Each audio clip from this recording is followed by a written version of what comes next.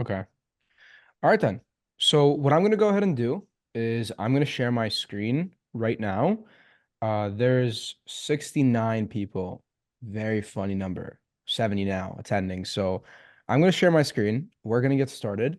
The flow that we're going to take here, guys, is so we're going to go throughout this program. As you guys can see, there's like 100 different pages that we're going to go through. So this is a very extensive document.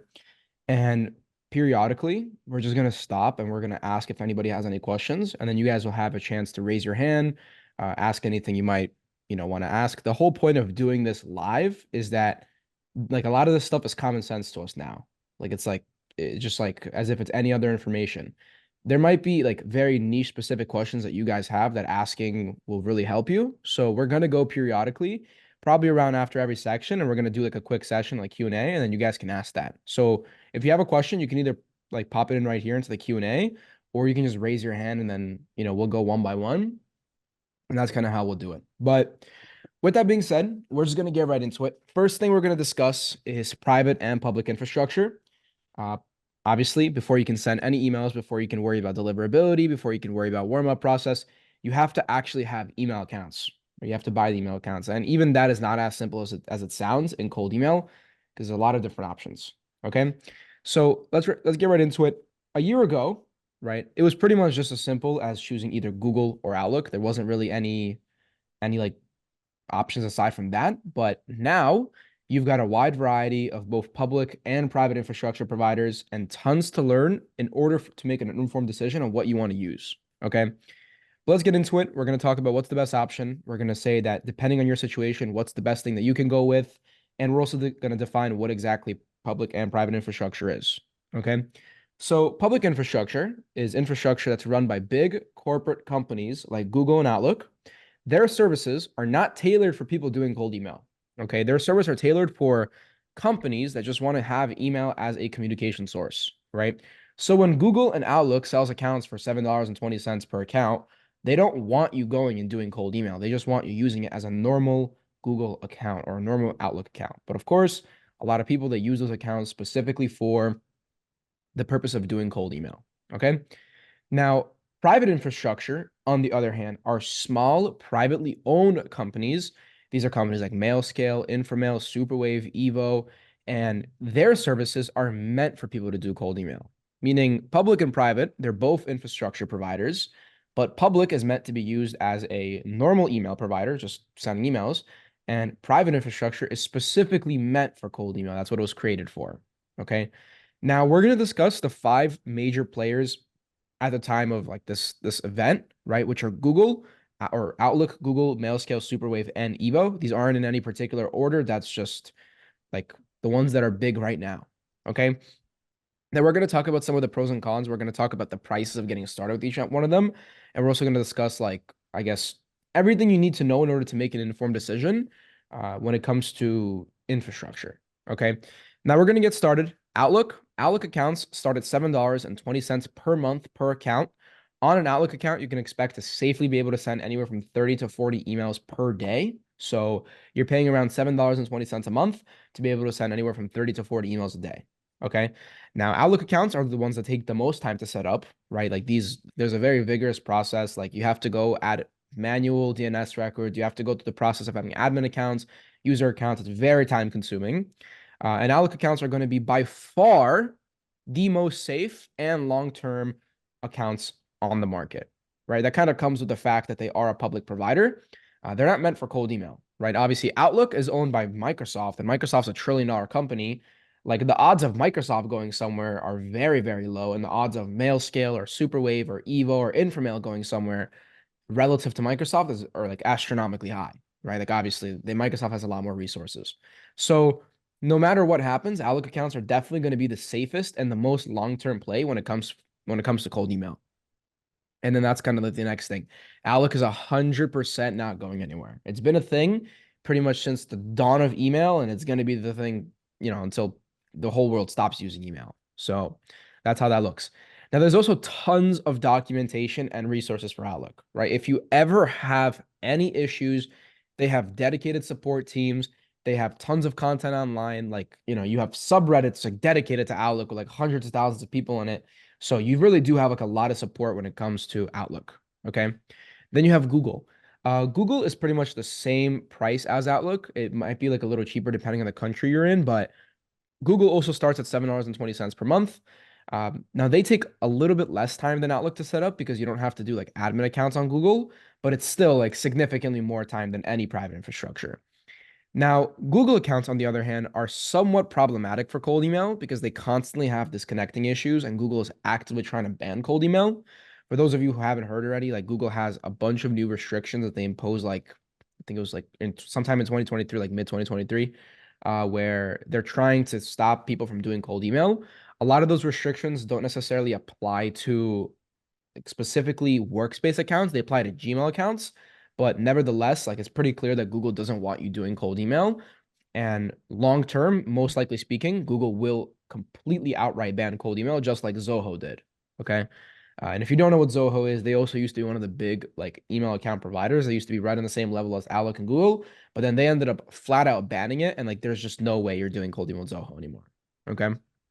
And there's also tons of documentation and resources on Google, probably just as much as Outlook. So you have that there.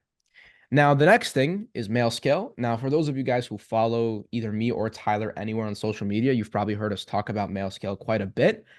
Mail scale accounts are anywhere from $1.25 per account to $5 a month per account. Now, the reason why I give a range is because it depends on the quantity of accounts that you're buying.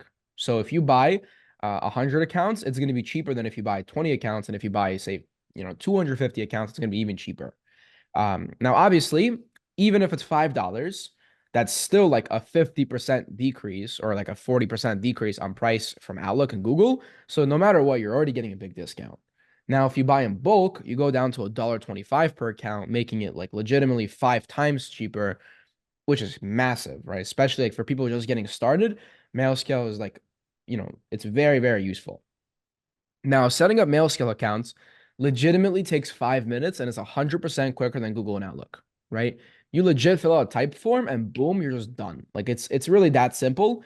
And like it takes no skill, it takes nothing. Like you can just do it. Okay. Now the problem is that mail scale is somewhat unreliable. Now this goes back to what we were saying about the benefit of using public infrastructure, that it's very, very, very reliable. Mail scale, it has like this really weird thing that happens with their accounts. They work well for a decent period of time, and then they rapidly just die. Like they just completely stop working. And it's not like a gradual decline. Like it's like one day you got like a 60% open rate. The next day you have like a 1% open rate. Like it's very gradual. And we've seen this like happen a lot in Lead Academy. Like for those of you who don't know what Lead Academy is, it's my I guess program with people who do lead gen. It's anywhere from $49 to $99 a month, depending on the plan you get. And a lot of people use MailScale in there, and typically it does very, very well up until something happens on their end and they just die out, right? But overall, MailScale is like still pretty decent. Now, MailScale has okay support. The reason why I say okay is sometimes they just will not respond to you, and it's very annoying and it's very frustrating if you have to get things done quickly. This is why I don't really recommend MailScale if you're like running an agency, but they do have like somewhat support.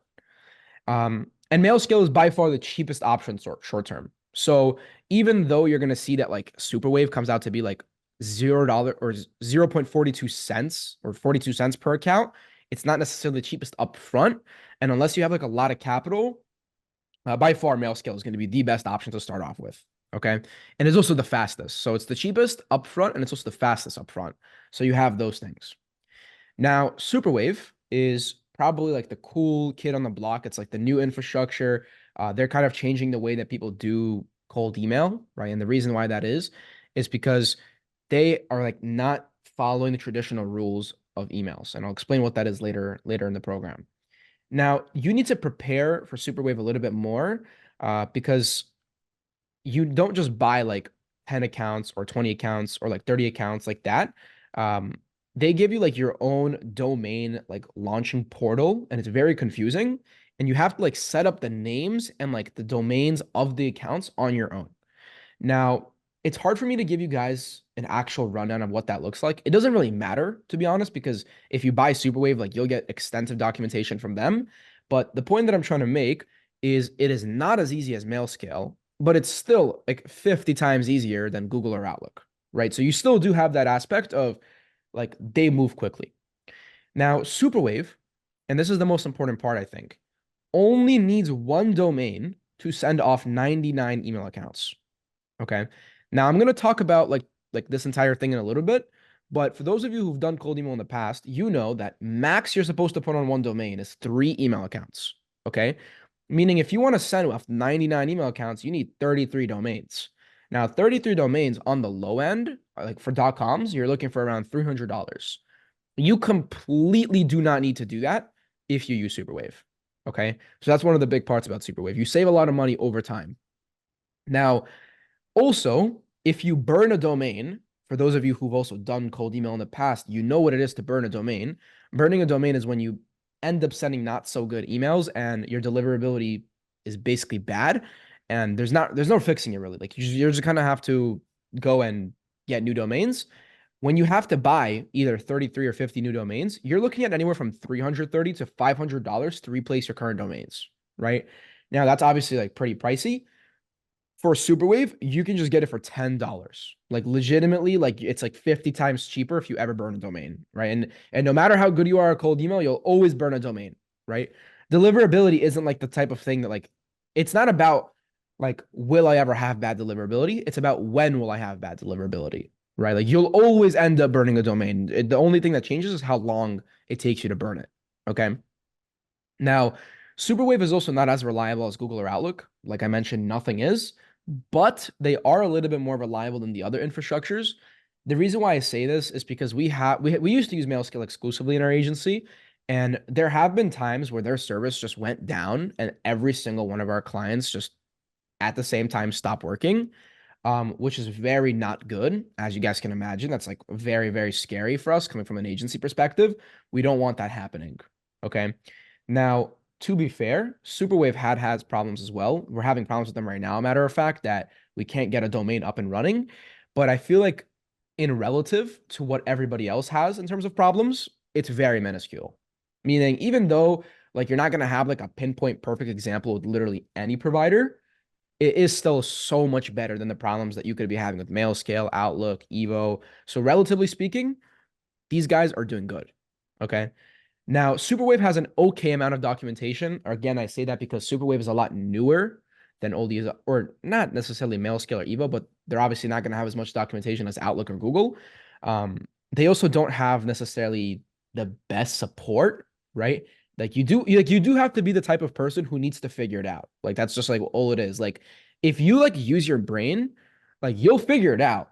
But like don't expect them to be like right there and then helping with absolutely everything, right? And the reason why I mention these things is because you need to take all of it into account when you're deciding where to buy. If you're a brand new beginner and you've never sent a cold email in your life, you're gonna have a hard time with Superwave, 100%. If you've already done cold email and you're thinking of going to Superwave, then that's different. Then you probably should consider that. Okay. And then again, Superwave is by far the most expensive to get started with, but it's the cheapest overall. And again, I'll talk about what that means later.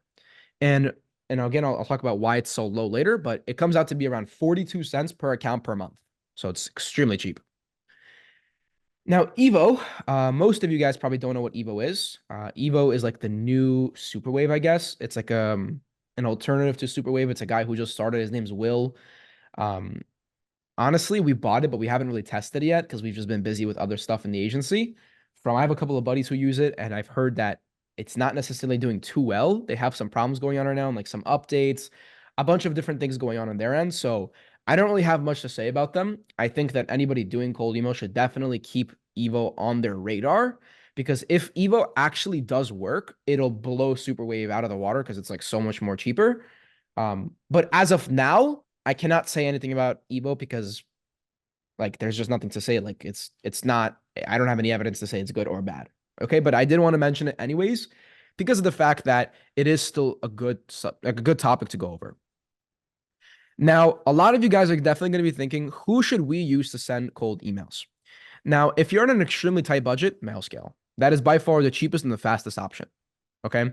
If you're an agency owner and you want to send crazy volume, like you want to send a lot of emails, but you don't want to be spending $5,000 a month on Outlook, Superwave is the best choice. If money is just not an issue, and you're sending emails either for yourself or you're running a high-end agency, most likely speaking, it's going to be Outlook. Reason why I say this is Outlook is significantly more expensive, but it is the safest. If you're a big company or you're doing outreach for very big companies, they can't afford to shut down acquisition systems. And that's why I say Outlook might be the best option. Okay. Now, the answer here is simple. On a product level, both MailScale and Superwave are 100 times better than using Outlook. But in the end of the day, MailScale and Superwave are primary or privately owned companies that 100% speaking can just shut down, right? Like you can't just wake up one day and Outlook just shut down. That's just not happening, right? Microsoft is publicly owned. They have shareholders. They can't just make a big decision like that. If Superwave or MailScale just want to spontaneously close down, they can. And that's the biggest risk. Okay. Now, here are some more details on sort of like the infrastructure side of things. Here, I'm going to show you guys exactly why everything is so much cheaper if you use Superwave, and we're going to go over the prices. Now, right here is the typical setup of how it would look to do cold email on a normal provider like Outlook or Google. Okay. Now, one main domain, say for us, is like borks.io. That's our marketing agency. And then you have subdomains, right? This is going to be like tryborks.io, theborks.io, goborks.io. It's just an alternative of your core domain name, which you're using in order to go and basically make it look like as if that domain is part of your main domain without using your main domain. And the reason why you don't want to use your main domain is because you're going to ruin the deliverability on that. And then like your regular email accounts, like just georgiaborks.io, aren't going to work, right? So that's obviously a problem. So what you do is you buy domains. Now, in this example, I'm talking about how much it'll cost to set up 100 email accounts. I'm obviously not going to like draw out 100 email accounts because that's just like so like unnecessary. So here I have 5. Right now you can see that 5 domains, 10 email accounts. Each one of these email accounts gets 2 email, or each one of these domains gets 2 email accounts per domain. Some people say to do 1, some people say to do 3. From our personal testing, 2 is the best option to go by. So that's what we do, right?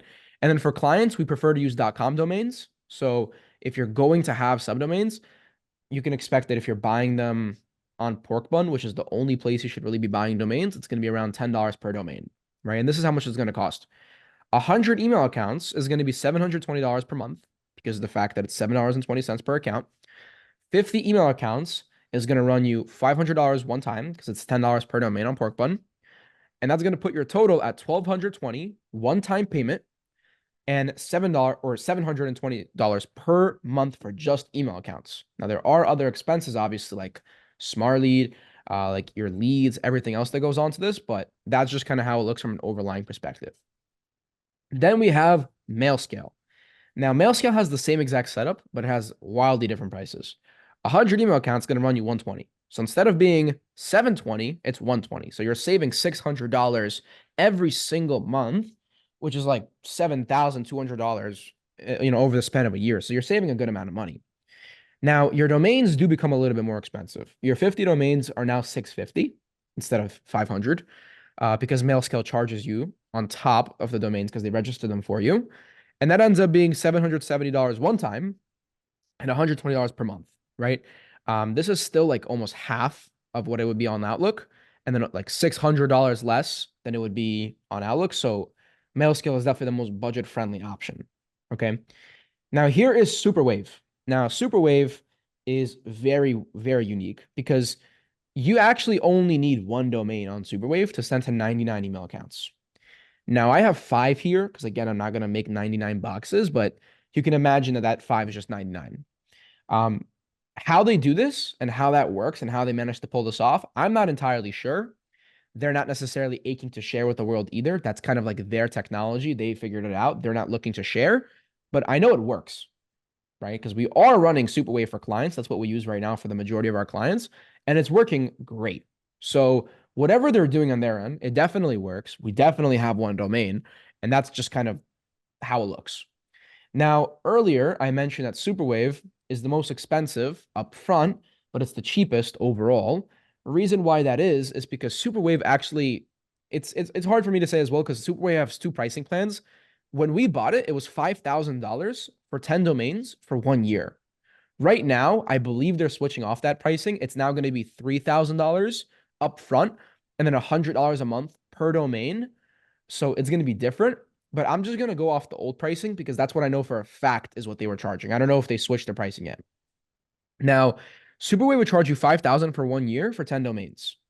Each one of these domains has 99 email accounts. 5K domains divided, or 5,000 emails divided by, I'm sorry, $5,000 divided by 10, which is the amount of domains you're getting, is $500 per domain. Now, $500 per year divided by 12 months, because there's 12 months in a year, is $41. And then one domain is $51, meaning your total setup for one domain, considering you paid up front, would be 41 bucks a month and $10 per domain. Now, again, it is a little bit different because you do have to pay the $5,000 up front, but that ends up making it so much cheaper moving forward. And that's kind of how that looks.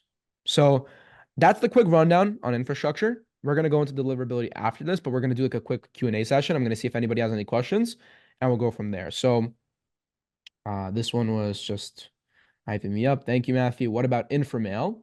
So Inframail. Honestly, I haven't heard of any benefit of using Inframail over Mailscale. Reason why that is because it's just like there's just no benefit, right? I've heard very bad things about Inframail, but not so many good things. So my honest answer to you is I just wouldn't use it just because like I haven't heard anything good about it, overall, but I hope that answers your question.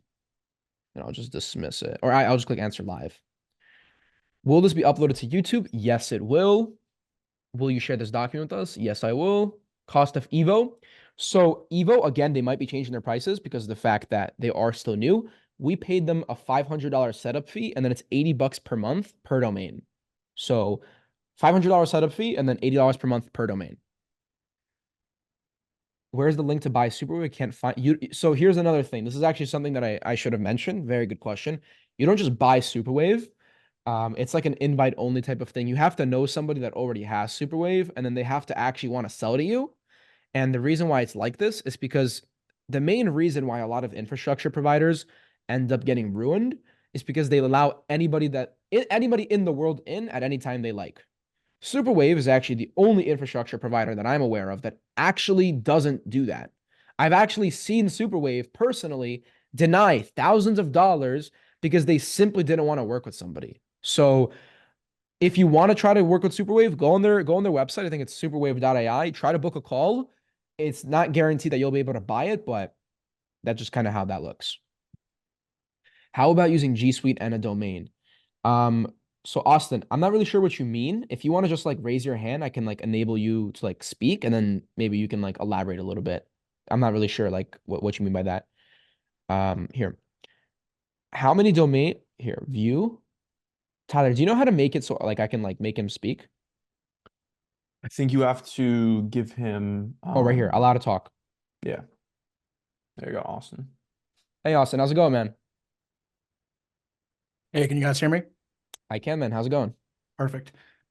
So we just bought a G Suite, which is like, I think it's $70 for the year, and then you can just add and append a bunch of Gmail accounts to that G Suite overarching business account, and then buy a domain that's just associated with it. And then, I mean, you're gonna walk through it instantly, or like the warm-up softwares.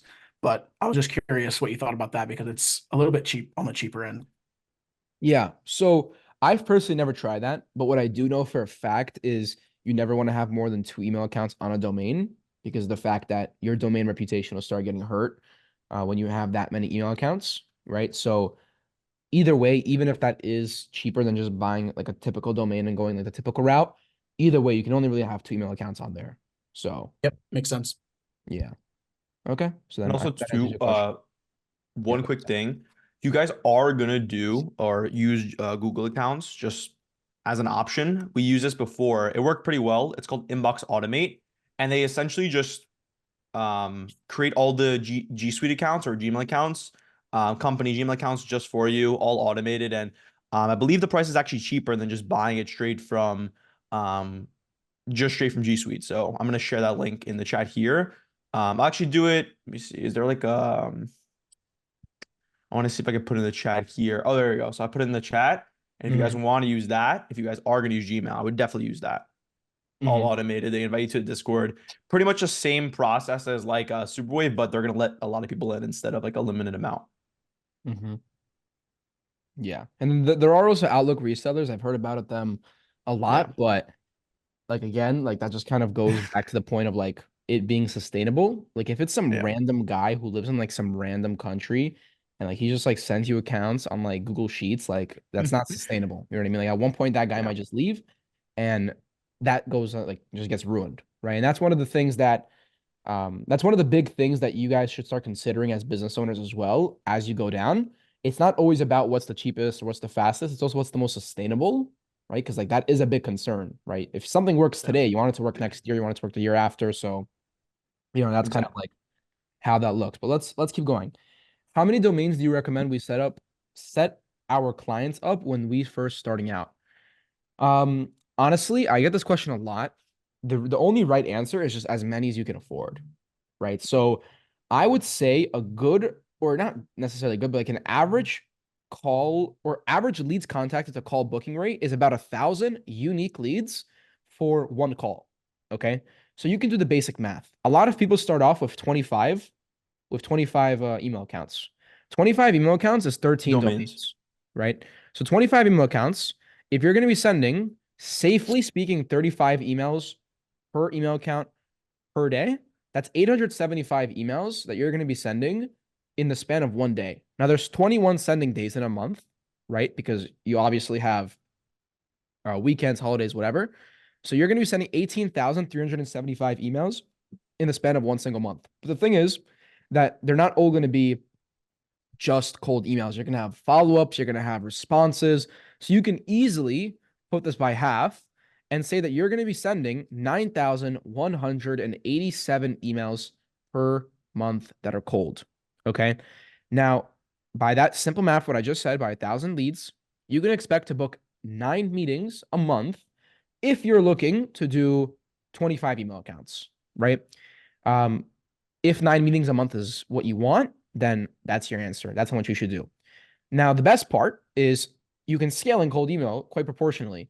So if you want to do 9 meetings, use 25. If you want to do 90 meetings, do 250. So it all scales proportionally. So I hope that answers your question. Outlook, $2 in GoDaddy. I have heard about these things. I believe they make you pay upfront, though. I believe you have to pay for the annual plan. And also, GoDaddy is not the best place to buy domains. We'd recommend Pork Bun.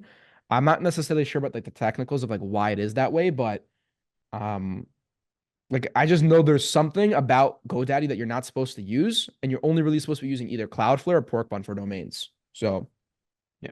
I'm sending a link, by the way, for all the resources too, just here, like pork bun as well. And obviously, just like little 2 cents, pork bun is extremely easy. We've been using it obviously for Outlook accounts for our clients. Extremely easy to use, a lot easier in my opinion than GoDaddy. So we'll definitely use that. yeah. And then so Harsh actually asked a really good question. Outlook can't go down, but can it ban cold email like Google any day? It definitely can. 100% it definitely can. But the thing is that anybody can ban cold email, right?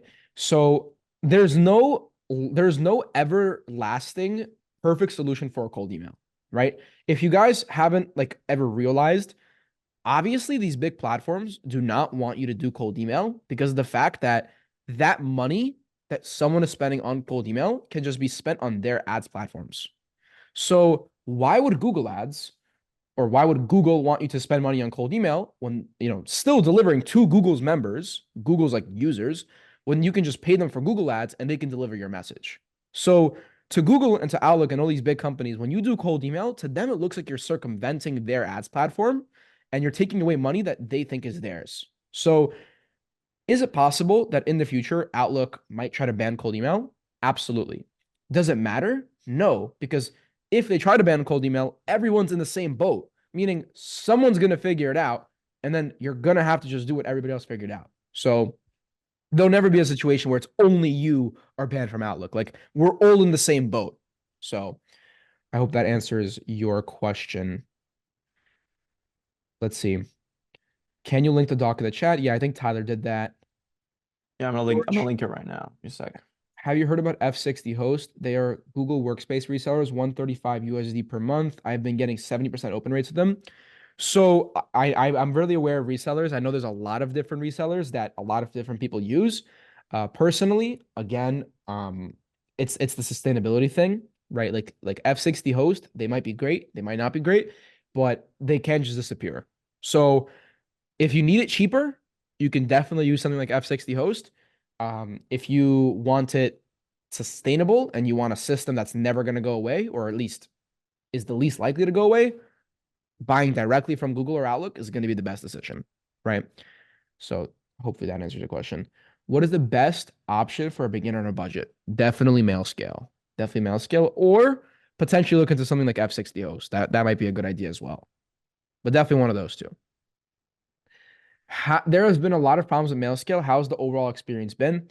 So I know that there's been a lot of problems with mail scale because not only do we have 150 plus people in Lead Academy who ask me for help on their scripts daily, and not only do I read thousands of cold emails a month, I'm also pretty good friends with the mail scale founder. 95% of the issues with mail scale are almost always the problem of the user. So it's either the user doesn't have the targeting right, it's either the copy's bad, it's either the syntax is not enough, um, it's either you didn't validate your list properly, right? It's very rare that it's just a mail scale problem. Genuinely speaking, it's very rare. Now, we have had problems with mail scale, as I said. Their service has shut down like previously, but we're still running cold UL campaigns on mail scale and we're still having no issues. So again, like 95% of it is up to the user, not mail scale. So Yeah. And honestly, the best option too, if you do have a budget, the best option is to diversify your cold emails, your inboxes, use some mail scale, use some Outlook, use some Superwave if you can physically afford that because you have all to use at the same time. If something goes down, you could fulfill it with your other email accounts. That's the best way to go, in all honesty. this guy just said superwave.ai is redirecting to google.com. That's actually funny. They might have this thing. I know people that people in the marketing world do this, that if you're coming from a specific country, they might just not even take your traffic. So that might be something they have going on. If you use a VPN, then maybe you can get on there. But I just checked it. It definitely is working. But next question. Would it be safe to assume that if I could send one or two test campaigns, 1,000 emails each for a few $100s, the reason I'm asking is I would be comfortable spending the thousands of dollars only after I see I'm successful. I understand that 15,000 emails will give us better results, but will 1,000 be a good test? Yeah, definitely. I mean, that 1,000 number is also, it's an arbitrary number. We've had times where we booked meetings every 200 emails. You've Yeah. had times where you book meetings every 2,000 emails. It depends a lot on your offer and what exactly like you have going on. Like we talk a lot about this in Lead Academy, right? The concept of having a good campaign level offer. If what you're saying in your campaign is actually good, you don't have to book a meeting every 1,000. You could be booking a meeting every 200, right? And then that 1,000 emails is going to book you 5 meetings instead of one. So honestly, it really just depends on your offer and how you have things set up. But it's really hard for me to give you an answer outright. But you definitely can test on smaller batches. How to buy Evo? Is it super to Superwave or invite only? So Evo is also invite only. You have to have a direct connection to the founder. If you just join the Lead Academy Discord, like you don't have to be a premium member. DM me on Discord, just discord.gg/Lead Academy, and I can connect you with their founder. And I think they sell to like relatively speaking anybody. So you should be good as long as you have a direct connection to him. Superwave, yeah, I think I answered that already. GoDaddy domains and Microsoft emails, would not recommend that. I would say definitely use Porkbun or Cloudflare, ideally Porkbun, and then Outlook emails. Yeah. Domain reputation from where you buy domains matters, right? So this does matter. This does matter. First of all, with Mailscale, you actually cannot migrate domains to Mailscale. You have to buy them through Mailscale. So that's the other downside. Also, do not buy domains on GoDaddy. Never buy domains on Namecheap. Never buy domains on Squarespace because like that's just not going to be good. Buy them only on Porkbun or Cloudflare. Yeah. Sent, not sent. I'm not sure what you mean by that, Steven. If you want to like elaborate I think then? he might have fixed. Yeah, I think he might have fixed his grammar and something. I'm not Oh, sure. I see. Okay, okay. Let's see. Question about deliverability of potentially buried domains. I have a few domains and email accounts that have very low open rates, 20% open rates, so we use them. We we did the mistakes a few months back of running high volume campaigns with bad records for those accounts. I was wondering if there's a way to recover those email accounts. So we're actually going to go over this later on in this program. You could try to put them on warm up and try to recover them that way. My honest suggestion would just to be buy new ones. Like the best way to fix deliverability is to just buy new email accounts and new domains.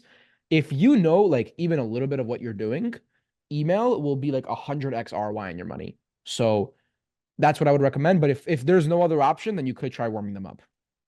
Yeah. And I would also, as another metric too, just to look at for your campaigns, if you run a campaign, like let's say more than 30 days, and you have an under 2.5, 2% reply rate, then your email accounts are most likely burned. So that's also a good metric to go by if for whatever reason you're not using open rate tracking. And again, we'll go along and share this stuff later on, but just want to make that known. Yeah. So okay. Also, Georgie, can't we do a do-it-yourself superwave? Get an enterprise account on Outlook and G Suite and just spam users. Um, Judging by the fact that there's not a single company that has successfully done what Superwave is doing, I don't think it's this simple. If you do figure it out though, I will buy domains from you. So it's hard to say. I'm not really looking to. You see, like my goal right now with my agency is not to play every part. Like I don't need to be the infrastructure and the sender and the responder. Like I just need to do my part well. So I'm not really looking to do it in what Superwave is doing. It's just that's their problem. Yeah. Then Alex Wong asked, so if you're supposed to only have two email accounts per domain, how does Superwave work with that? You have those 99 emails per domain. Honestly, I have no idea. Yeah. Genuinely speaking, I have no idea. Their founder tried to explain it to me on a sales call. No idea. Bro was talking about some like technical terms. I don't really know to be honest, but I know it works. So that's all that matters. They have really good systems in place to make it work, definitely. Yeah, thoughts on the mail supply? I haven't heard about them, but have you, Tyler? The mail supply. No, is it like a email provider? Let me see. Yeah, probably. It's like another reseller, probably. Let me see. They're not. It comes up. They have a. There's other. Let me see. What is this? Oh yeah, that's probably Yeah. only email creation. Oh, it's. Oh wait, I'm pretty sure this is Inbox Automate. It's like another company. Yeah, it's like another reseller. Yeah, so Yeah, I'm pretty sure all the resellers like all the same thing. So, yeah. And by the way, yeah. too, like for Inbox Automate, all these other like people that like build the G Suite or Outlook accounts, from what I understand, they're not doing anything like different. They're just the whole aspect of their company is just to build it for you, so you don't have to do it yourself. So essentially, you just pay them, and obviously, they might be doing something different. I think they get the accounts for cheaper just because they're a Google partner. So obviously, again, as I said, if you want to use those, then you can. Hmm. Yeah. Okay. Or GoDaddy professional emails are very cheap. Do not use GoDaddy professional emails. That is just No. like that is so just like not something you want to be using. Like Google, Outlook, or one of the private infrastructures that we talked about. Where you buy domains matters. Absolutely does matter. You want to be doing it only on Porkbun or Cloudflare. Yep. Why is there a limit of 2 users per domain? That's because if you want to keep your deliverability high, then you don't want to have too many users on a single domain. There are definitely companies with thousands of emails per domain, but they're not doing cold email off those domains. They're just doing regular email. So, that's how that looks. 1,000 emails sent or 1,000 leads equals one sales call. That's the same thing. So not necessarily because when you see emails sent on like Smart Lead or Instantly, it's with follow-ups. I'm talking about 1,000 unique leads contacted is typically one sales call. So Yeah. But it depends on your offer. It could be more, it could be yeah. less. Can you really scale to numbers like 250 email accounts? Wouldn't the cold leads eventually run out? They would run out, but then you just message them again. Or just go for a different industry, different market, different angle. Like, if you think about it, like the entire world is emailing the same leads and you can still get results. Therefore, if you were to just recontact the same leads a couple times, there would really be no issue. So, Yeah, we've done this before too. On Smart Lead, you can see like if you send out 5,000 emails, and 4,500 people literally just didn't even open and didn't reply, you can just recycle those leads. So don't throw them. There's no reason to throw them out. The process we literally take the 4,500, re-verify them because during that time of you sending those emails, they could have left the company, something could have happened to the email. Yeah. Verify them again, and then you can literally just keep recycling until you get more responses. But I would do like 1 or 2 times of recycling. I wouldn't like rely on that. I would definitely either position your offer for maybe another niche or just do something else. But that's definitely something you can do. Yeah. Okay. What about do not use Namecheap domains and definitely do not set up your own server. That's just like it's just not worth it. Like just pay and just like send good quality emails that go to inbox. Like if you sell any decent service, like you really don't need to be doing all that to like successfully get results. Superwave.ai for second world countries redacts to Google. Probably. It's probably what they're doing. How much is better for setup costs per year? I'm not really sure what you mean by that. How much is better for setup costs? Maybe like an average setup cost for accounts, maybe. Just depends on the Sure. account quantity. That Yeah. was a great answer. Thanks. No problem, Steven. Is there a certain ratio where, let's say, a beginner where you can have like 80% of mail scale and then 20% outlook? For a beginner, I would just wouldn't do that at all. I would just have it on one place because that's what's gonna be the cheapest, right? I mean, unless you have money to spend, then you can do that. But what Tyler was talking about is more like on an agency level. Like if you like Yeah. if your acquisition channel is like primarily email, like then you want to diversify. But if you're just getting started, like I wouldn't really worry about that too much. Yeah. What do you think is better, Instantly or Smart Lead? Definitely Smart Lead. We're all team Yeah. Smart Lead. If you use Instantly, like don't even talk to me. No, but all jokes aside, Smart Lead is definitely better. They have the fastest Unibox on the market right now. They have the better warm up pool. They have better IPs. Pretty much anyone who knows anything about cold email is all on Smart Lead, which is not by accident. So Yeah. we're definitely team Smart Lead. What do you think is better? And I just answered that. Typo. What exactly should we, why exactly should we not be buying domains on GoDaddy? I'm not exactly sure. I just heard from like a lot of different like email providers that it's not like they have like something different in like their IPs or something that like makes it like not that good. But like Porkbun, I'm pretty sure is even cheaper than GoDaddy. And I think Cloudflare is also cheaper than GoDaddy. So, I wouldn't really worry about it too much. I would just do it like what the technical people recommend. Yeah, a lot of people too, in Superwave as well. Like if you do buy Superwave, there's like a private chat, and they always say, and by the way, these are like people that are very seasoned in the cold email area. They always say never buy off Pork Bun. It's kind of just like a thing they go by. So I'm sorry, GoDaddy, definitely just either Pork Bun or Cloudflare. Yeah. Can you please pronounce the domain buying platform properly? It's pork button. So it's like Porkbun.com, oh my gosh. like the Yeah. food. Yeah, pork button. So this is it. Their UI Okay. is a little bit annoying, but it's definitely definitely good to use. Yeah. How much money does a Lead Academy member earn on average? $5 million a day. No, no, no. All jokes aside, I'm not really sure how much people in Lead Academy make because we don't like ask that, but I mean they're all business owners, so definitely on the higher end. How do you become aware your mail scale tanks? We don't track open rates because it hurts your deliverability. So we actually do track open rates, even Yeah. though it hurts deliverability. Um, the net benefit of knowing when your deliverability tanks, over like seeing that is just worth it. So like we almost always track open rates for new clients specifically, and we're probably gonna just keep tracking open rates forever. So that's how we know. And if you don't, again, as I said before, Thomas, if you don't want to track open rates, the next thing should always be your apply rates. If it's under 2.5%, most likely, and keep in mind, this is not 2.5% after like a week of launching a campaign.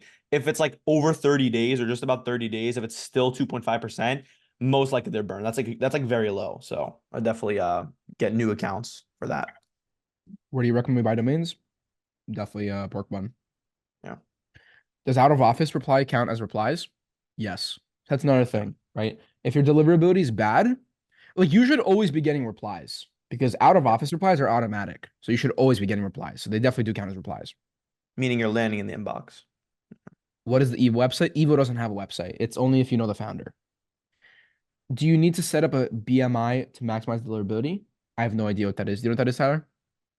Well, I know BMI is a body mass index, but I don't think that's what he's saying. Yeah, BIMI. I'm not really sure, to be honest with you, what that yeah, is. I never heard about that before. Just go off. These resellers like mail supply buy Google services from countries like India where G Suite is $2.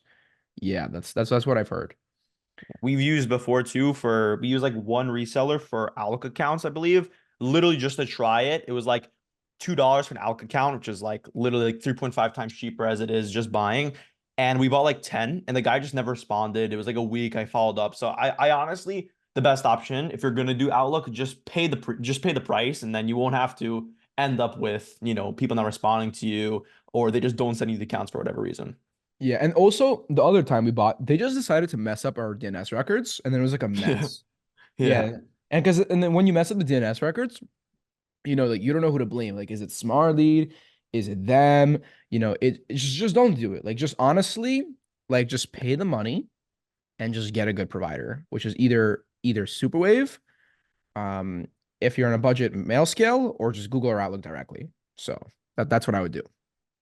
So 1,000 unique leads equals one sales call regardless of the follow-ups. Follow-ups will make it like better, but yeah, you could say that 1,000 unique leads, if you're not in like a horrible industry and if your scripts are good, would be good. Like again, like it varies so much. Like we have people in Lead Academy who book a sales call every 100 emails. So it It's just varies. an But industry average, really. yeah, that's like a safe estimate to make. Thoughts on selling LinkedIn outbound and cold email as a service for 2 to 3K a month for B2B startups? So we're going to talk about this later in the program. I would never position anything as B2B lead gen. I would position it as a revenue generating service. That's the only way to really look at it. But you can definitely sell it for 2 to 3K a month. That's very doable. 30 minutes ago, I recently warmed up my SVL. Today, I'm going to start the process of buying domains and warming up the email accounts. I'm ready for the challenge to sign up / learn the 4 to 6 programs that you demonstrate in the course for email campaign process. Do you have any tips for trying out the domain / warming process for a beginner? I plan to pull up the creating campaign / sending emails course videos. Um, yeah, I mean, if you watch all the videos in Lead Academy, you definitely will know what you're doing because obviously, that's the whole point of them. But yeah, I mean, warm up is a pretty simple task. Buying email accounts is a pretty simple task, so you definitely can get help with that in cold email. Or I'm sorry, in Lead Academy. And we'll go over that right now as well, just to Yeah. we're gonna go over specifically warm ups, how to, sending volume and everything like that. hmm What about Sales Blink? I haven't heard about them personally, so I can't really speak on them. I think I have heard about them if I'm the right thing. Isn't that like a database? Oh no. It's like a smart lead. It's like a sending software. Just use SmartLead. Do Yeah, not just use, use honestly just just honestly it's just use honestly SmartLead. not that expensive, really. Yeah, it's not expensive at all. Like I think like for a regular plan, it's like So they like their pricing's a little weird. So yeah, they go yeah. for $34. Oh no, is that monthly? Yeah, $34 a month. It's Yeah. basically free. Like just use SmartLead. Yeah. Like And then it's just like they go by leads imported. So like I think we pay like 250 bucks a month for 60,000 imported leads. So it's like yeah, it's not that active, crazy. active. Active leads. Yeah, yeah, active. Yeah. So I don't honestly, like I've heard people talk about like mail reach and like just use SmartLead. Honestly. Yeah, just use SmartLead. Like just use SmartLead. Does SmartLead integrate natively with Zapier? No, I don't believe it's native, but I do believe they have an integration. So it's the same thing. And also like just use Make. Like Make is just better than Zapier like 100 times. So, you know. And Smartly, by the way, has the best API in any cold email sending tool. So that's another benefit. Way better. Way better than instantly. We are using Instantly, and we're really starting to run into the Unibox issues with massive lags before emails coming into etc. Yeah, that's Instantly for you. And by the way, we're not sponsored by Smartlead, so it's not like they're asking us to say this. Like we just like Smartlead, so just use Smartlead. Yeah. I got domains from GoDaddy a while back, and they've been doing well, but isn't GoDaddy not working nowadays? It's not that it's not gonna work; it's that it's just better. So, you know, that's your answer. What webcam does Tyler use? What webcam do you use, Tyler? Literally my Mac. Yeah, so Max. So obviously, like if you're gonna run cold emails, you need a MacBook. Like you can't Of use another course. laptop. You need Smartlead and you need some Outlook accounts. But That's there it. you go. Does Borkbon help with email accounts? Can I purchase email accounts from them directly? It's a question for Tyler. Hold on, let me see again. Does pork bun help with email accounts? Can I purchase email accounts from them? So Pork Bun, you purchase the domains, and then let's just say you want to create your email accounts through Outlook.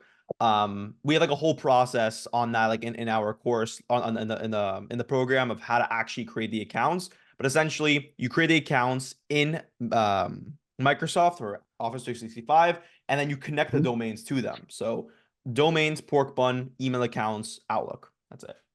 Yeah, there's a lot of questions here, so let's just get through this because I don't want to be on here Yeah, for it's too long. gonna. So no, they don't help. Do you recommend using custom tracking domains if you're going to track open rates? Yes. Definitely. The Q&A is too long. Can we move on, please? That's what I'm thinking. Does VPN help deliverability? No. Will we see the meeting recording? Yes. What's the biggest task in cold email? Probably script writing. That's the final question. What's the biggest hurdle you face in cold email? Writing good scripts. Does the email sending tool matter? Only use Smartly. What about Reach Inbox? Don't use that. Airtable is great. And then the email accounts keep on getting disconnected from Smartly. Bought them from Mailscale. That's because they are Mailscale accounts and that can't happen. So sorry that I'm rushing these questions, guys. I just don't want to spend like hours on the Q&A because like I want to there's a lot of material. So I'm just gonna go ahead and continue. Tyler, if you could like click done on all these like real quick, or that'd be appreciated. Think there should be good. Okay. Now let's talk about the next part, which is going to be cold email deliverability. This is pretty much the biggest place where I see people make mistakes. And it's very simple mistakes because like once you learn cold email deliverability once, it's like you're just good. Okay. Now, it's by far the most important part of cold email because if you're not even hitting the inbox, your scripts, your leads, they do not even matter, right? Because if you're not hitting the inbox, you're just wasting your time. Now, luckily for us, deliverability isn't necessarily something that's hard to understand. Like it's not like script writing where you have to be like very creative. Once you learn the best cold email deliverability practices once, like you're good, right? And as long as you follow everything I'm about to discuss, you're going to have good deliverability. Number one, simply avoid having these elements. Now, the best way to maintain good deliverability is to simply send cold emails that do not, that only contain words and do not contain any links, meaning do not include unsubscribe links in your emails, do not send images, do not send files, do not send any form of HTML, right? Just send words, and that is it. Okay.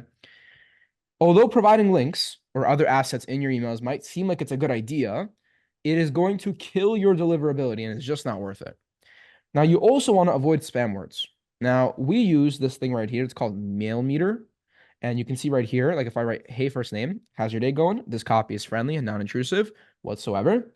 However, I'm going to portray myself as a Nigerian prince who's an eager need of your money with a hot new investment, which is guaranteed to have 100x ROI on your money. And then you see the sentences filled with spam words because that's just not good, right?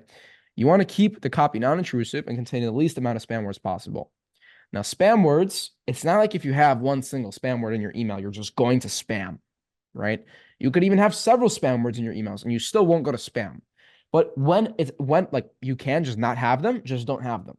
Like some offers, they're impossible to portray without using spam words. Like just simply put, right? So when you have the chance, just don't do it. But that's something I would look into. And then this tool is called Mail Meter. It's completely free. So, you could just use that. Now, sequence length. Now, this is another one. Sequence length is one of those factors most people don't consider when doing cold email. Now, sequence length doesn't directly affect your deliverability, right? It's not like emailing the same address several times sets off some sort of like alarm or something. It's more just about the fact that when you email someone like a lot of times, you just become really annoying, right? And if you keep emailing the same person who has on several occasions not responded to you, aka ignored you, they're going to start marking your emails as spam because you're just being super annoying, right? And that's pretty much the absolute worst thing that someone can do to you, which is mark you as spam, right? Out of all of the cold email deliverability practices, if someone marks you as spam, like that's gonna kill your reputation. So do not be annoying in cold email. Now, if someone marks you as spam, you're 100% speaking going to the inbox or going to the spam box if like it's happening like pretty often. I believe with Google on Gmail accounts, if you have more than a 0.1 spam rate, meaning I think it's if you email 10,000 people and at least one puts you to spam, you're going to start being marked as a spammer. So, as you can imagine, that's like not good, right? Meaning you don't want to be doing that. We never recommend going over a 4 email sequence because you're just being annoying, right? 99% of our campaigns include 3 emails or less, right? And probably like over time, we're going to make them even shorter just so we can get in contact with more leads. And also, whenever someone responds that they're not interested, this is another thing. When someone responds they're not interested, do not pursue them. Do not pursue them. If someone says, unsubscribe, get me off your list, I don't want to hear from you, do not say, hey, John, just curious why. Like, you're just being annoying. So do not do that. Right. And also, this is what I just said, don't ask people who aren't interested. Whenever someone does do this and they say they're not interested, we just put them on the block list, which is a standard feature in Smart Lead, and that's it. And we leave the prospect alone. Now, lead list. This is another thing. We just established that if people report your emails as spam, then you're going to ruin your deliverability very quickly. Another very effective way of getting reported as a spammer is targeting the wrong people. Okay. Now, a lot of the time, people who are new to cold email are going to do this by accident. It's not intentional. Okay. Now, there's no specific advice I can give here, aside from the fact that don't just quickly build a lead list and call it a day. Actually take time to try to make it good, right? If you're going to be targeting companies that have nothing to do with your script, they're just going to consider it spam and they're going to just mark you down as spam, right? So just be careful when you're building a lead list. And again, we'll talk about building lead lists like later on. Again, like even in Lead Academy, like this probably like aside from deliverability, the number one like other big issue that people have, which is lead list building. It's like you want to have good targeted lead lists, which again, like we'll talk about that later. Then checking deliverability. Now, this is why deliverability is kind of like a pain in the ass, in lack of better words. There's no easy way to track it. So there's not like a number or like a variable that just like tracks deliverability. Now, a lot of you are going to be thinking to yourself, well, how about domain reputation score? Domain reputation score is an imaginary number. It literally means absolutely nothing. That little value that Smart Leader instantly displays is just not real. I have no idea where it comes from. It's just not accurate. And then it's a terrible way of judging your deliverability, right? In fact, I've seen dozens of situations where people who have perfect email deliverability or a perfect domain reputation do not inbox whatsoever. So just do not use that. That is not a real metric. Okay. Then the only real way to see if your deliverability is good is by doing an inbox placement test. An inbox placement test is when you use a tool and you send that tool emails and it tells you where that email landed. Now we use MailReach for this. It's also free. Mailreach.co/email spam test. That's what we use. And this is how an inbox spam test is supposed to look when your deliverability is good, right? So this was off the Borks domain, and you can see that it got sent to all these professional inboxes on both Google and Outlook, and we have 10 out of 10 deliverability because obviously, like we literally own a cold email agency. Like, why wouldn't we have good deliverability, right? Now, obviously, the higher the score, the better. So that's kind of how that works. Now, pro tip though, this is the one thing I want to mention that a lot of people don't know about, is when you're doing an inbox placement test, you should only be testing on professional inboxes, right? Not like consumer inboxes.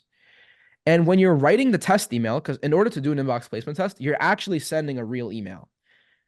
Actually write a real email. So write like, hey, John, did you get a chance to take a look at my invoice?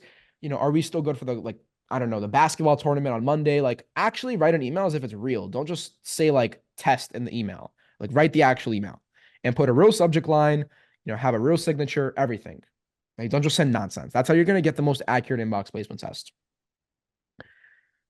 And that concludes the cold email deliverability section. Let's go through Q&A real quick. I don't want to take a bunch of time again, but if anybody has any questions, then just send them over. I'll answer them quickly, and we'll continue to the warm-up process, which is that one's going to be Tyler, and that's very important. I don't think. Let me see. Let me open this up. I'm just going to delete all these other ones, the old ones. What about time in between emails? I actually have to just check what we have. I think we do for 99 email accounts. I believe we do one email every. Let me see. I think it's one email every 65 minutes. I think it is. Let me see. We don't really use that though, because that's more like we just put like 40 emails a day, and then like the sending tool calculates it. Yeah.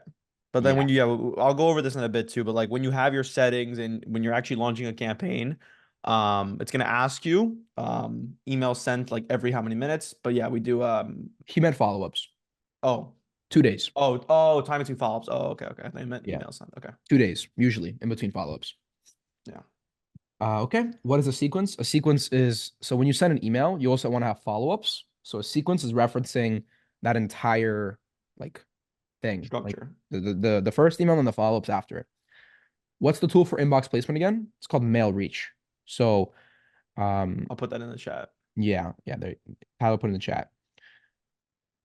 And then what's the best way to unblock a block IP? There is no way to do that really. Like you can try to warm it up, but it's not going to be very good. And I'm After gonna the share it a 14, bit too. Oh, you could yeah. go. And I was about to answer the last question. After the 14-day warm up, do you ramp up sending emails per account? The answer is yes, and Tyler will touch on that because the next one is going to be the warm up process. So, Yeah, do you ramp um, up? Oh yeah, yeah. Well, I'll answer okay, that one right now. perfect. So that's about all the questions for this section. So, if Tyler, if you want to take it away, or just one more. I input 2 lead list requests for the tool you sent yesterday in the Discord. Did I miss a step to receive those leads? Um, you're gonna have to DM me privately about that. I'm not really like there's like a lot of tools in there, so I'm not really sure.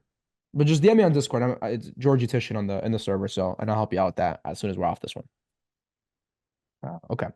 So Tyler, if you want to just take it away for warm up process, we can go ahead. Yeah, do you want to just give me access so I can share my screen? Or Oh, you have to just stop sharing your screen. yeah, there you go. Uh, let me know if you guys can see. Mm-hmm.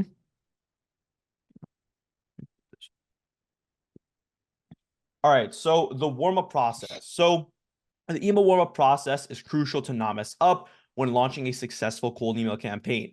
So what Smartly does, they do a cool, I guess like a framework going on where when you send out your warm-up emails, they're in a pool of other people who are simultaneously warming up their email accounts. So let's just say someone has like 50 accounts they just bought and they're warming them up. For the first 14 days, they're going to be sending emails to your email accounts, if that makes sense. And then consistently, they're going to be in a pool of, I guess, just the same email accounts sending back and forth.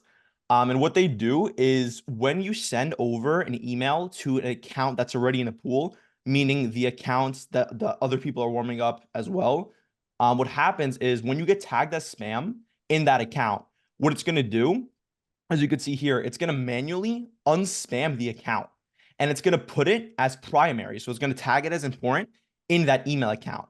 And that's going to consistently happen throughout all your accounts. And what that's going to do is essentially Outlook is going to say, okay, maybe that's our mistake. Maybe, this person's actually sending good emails and someone tagged it as spam by accident. This looks like a trustworthy email account.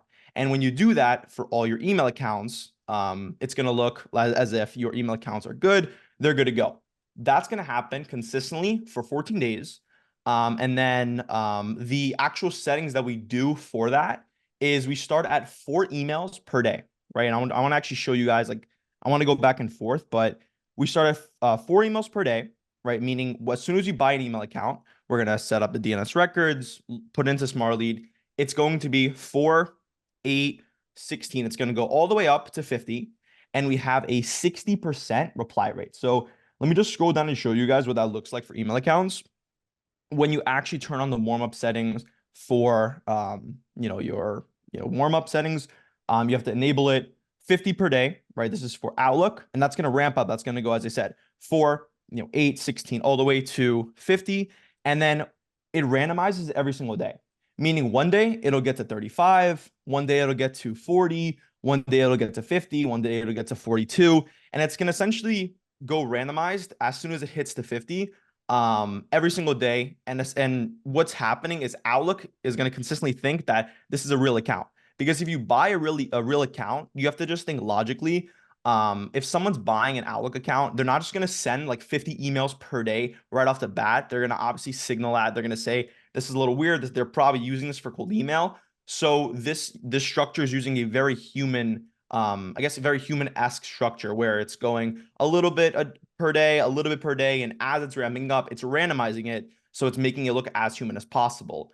and the actual emails, like the warm-up emails that it's sending to the actual pool of other people, they're really real emails. They seem very humanized. They're saying, things like, hey, excited for the party next week. They're very human emails.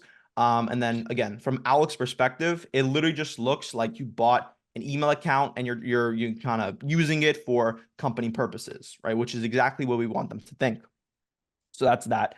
And then you can get access to warming up all of them by bulk selecting them in Smart Lead right after you upload the accounts.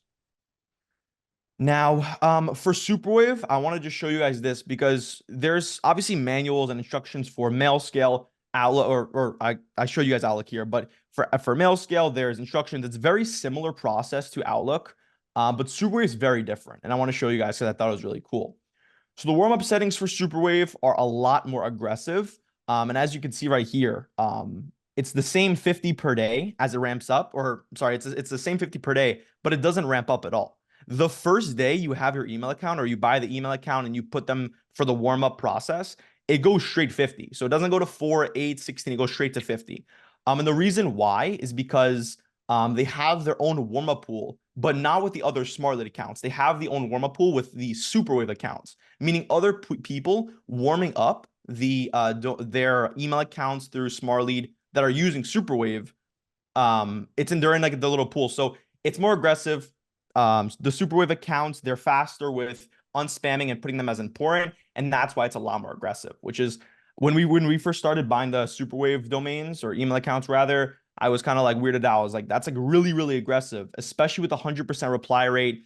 There's no randomizer. It's super aggressive, but that's good because the more you send out and you want to get spammed, they're going to unspam you, mark you as important. And since in their own little pool, it's going to be much quicker.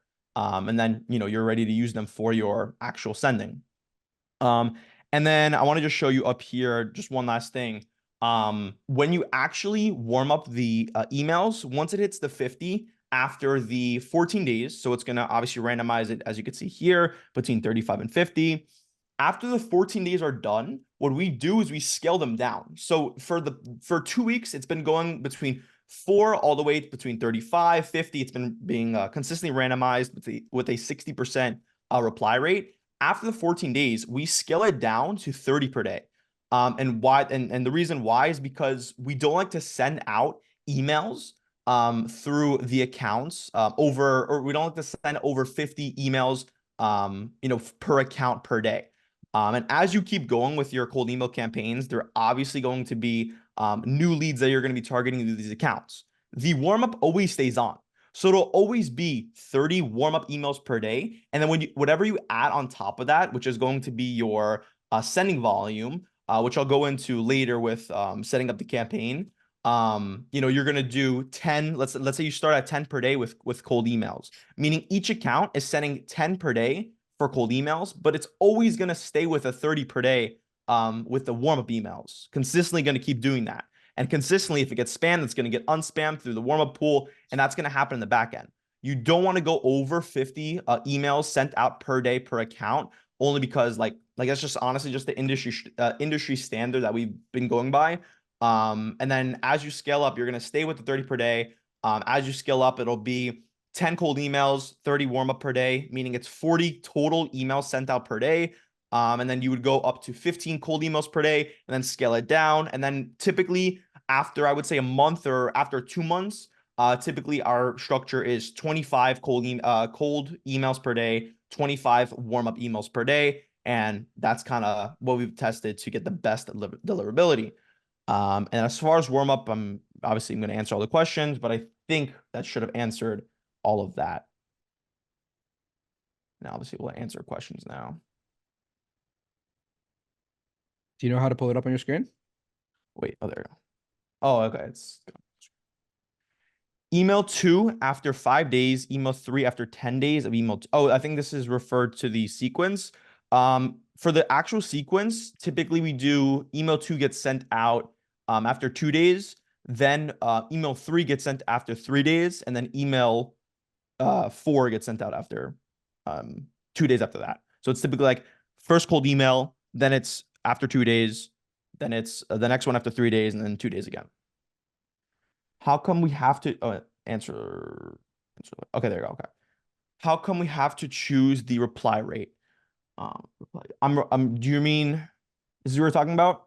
To be honest, like I'm gonna be honest, in all honesty, like the reply rate, like I actually don't know exactly what you have to do to actually change it. That's just like the industry standard as far as settings that we go by. If someone else obviously in Lead Academy has like a good explanation to it, then for sure answer. But that's just like kind of the settings that we go by, honestly. Um, Share the Google Doc. Yeah, it's already in the chat. I don't know if you guys see the chat. Yeah, and we'll share it after as well. So Yeah, definitely. no matter what, because the webinar will get recorded. That was the next question, and then we will also share the actual Google Doc. Of course. Oh, is the Smartly deliverability rating accurate? Smartly deliver rating. Do you mean like reply rate on the campaigns? I think Uh, he means like the actual deliverability, like when you go on an account. It's not very hmm. accurate. Like No, it's the same thing as like the domain reputation.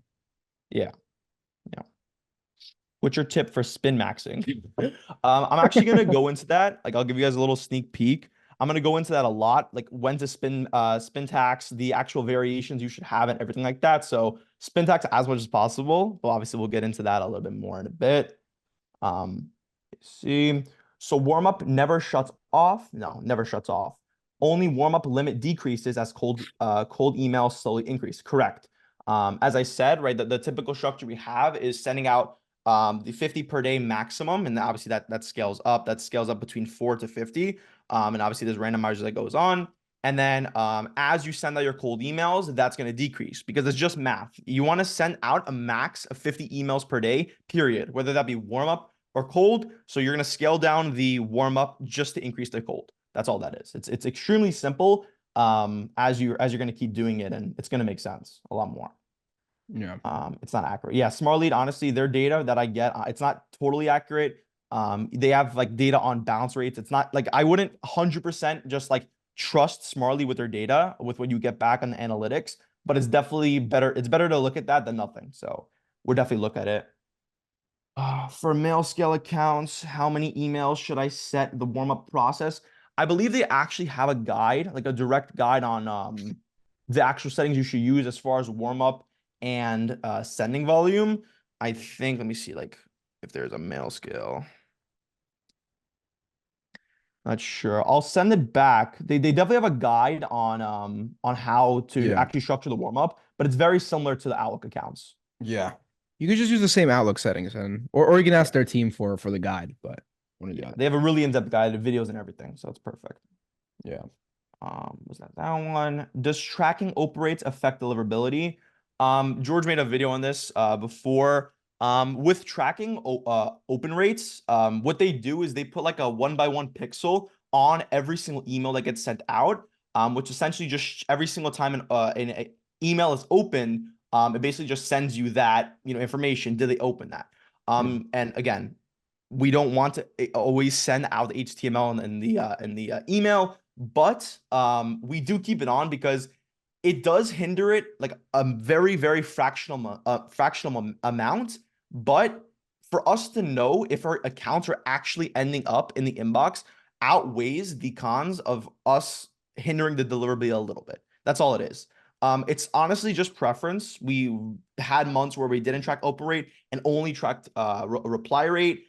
We've just noticed it's easier for us to track open rate just because we want to just see if we're actually landing in the inbox, because reply rate doesn't always mean that your accounts are not good. That could just literally be your campaign, like no one is interested in the subject, no one is answering because of the subject line, or whatever, your email is just not good.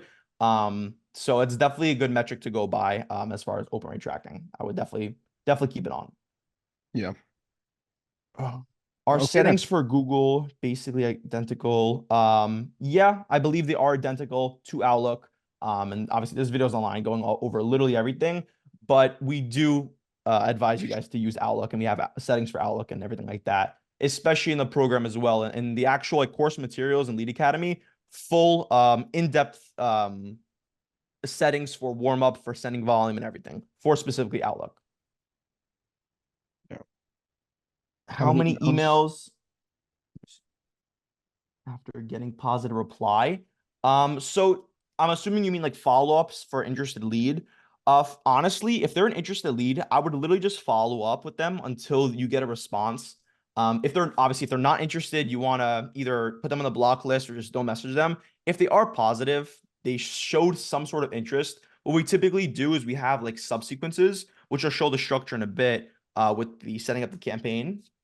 But when someone gets marked as interested, right, whether that be manually or through the AI that Smartlead has, there's gonna have a like a 1 day after they're gonna get a response saying, "Hey, saw that our offer piqued some interest, blah blah blah." So that's the first one, then the second one, then the third one. If they reply, obviously the subsequence will turn off. If they don't reply after that, then we're gonna again manually message them. Um, to be honest, after 3 or 4 emails, maybe I think a good metric to go by is like 5 emails. If they're interested and they didn't reply after five, I would honestly just stop worrying about that. Take that volume and just message more people that could be interested just as much as that person. So I wouldn't get hung up after 5 emails. There's clearly no more interest there if they physically see the 5 emails and they're not answering you anymore. So it's kind of one of those things you kind of just gotta take the hint. Let's see, purchasing domains from the USA and setting up mailboxes offshore doesn't matter. Um, I mean, I've never seen that it mattered. Just trying to see mailboxes. I mean, we set up the email accounts on, we buy the domains on Pork Bun and set them up on Outlook. I don't think it matters based on where you are. I don't think it should matter. But yeah, for us, it doesn't matter. We just set them up. And if it does ever matter, maybe something's blocked, you could always use a VPN for something like that. Yes, we're going to share the doc and the video and everything like that. Setting up 20 mailboxes or email inboxes per workspace manager per credit card is it a thumb rule? So yeah, so for Outlook, that's exactly what it is. It's you have to set up one admin account for Outlook. It's basically like I honestly wish I had a structure up to show you guys, but it's almost like a house, right? So like the main admin account, it's like the house over all the other 20 email accounts. So you can upload 20 email accounts to one admin account, and that's the maximum. It's maximum 20. So let's say you want to set up 40 email accounts. You need 2 admin accounts, each of them having 20 email accounts inside. And yeah, no matter what, if you want to add, like we have like for all of our clients, like obviously when we do Outlook, we have our credit card hooked up to like 30 different admin accounts. It literally doesn't matter. You can have the same names, everything. Outlook doesn't really care. I mean, you're obviously spending money with them, so I don't think they would care. But yeah, 20 inboxes, 20 email accounts per admin account. And like literally the whole structure, again, like for specifically setting up Outlook accounts, it's in the program. Like all the videos, like the exact explanation with frameworks and everything, it's all there. I made a video with a really, really good explanation on it. So if you guys want to refer back to that, it'd be great. What's your recommendation for inboxes? I missed your early response for this. I use MailScale and it's not great for deliverability. Alex seems expensive if you're looking at 100+ inboxes. As George mentioned before, it really depends on your budget. Mail scale, there's kind of pros and cons with everything. Mail scale, it's cheap, but with anything in life, the cheaper options, you're obviously not going to get as good as the more expensive option. So if you do have a little bit more capital to play with, I would definitely continue with the Outlook. And at the end of the day, yes, you're paying more every month for Outlook. It does get expensive, but the pros kind of outweigh the cons just because you're going to have good deliverability.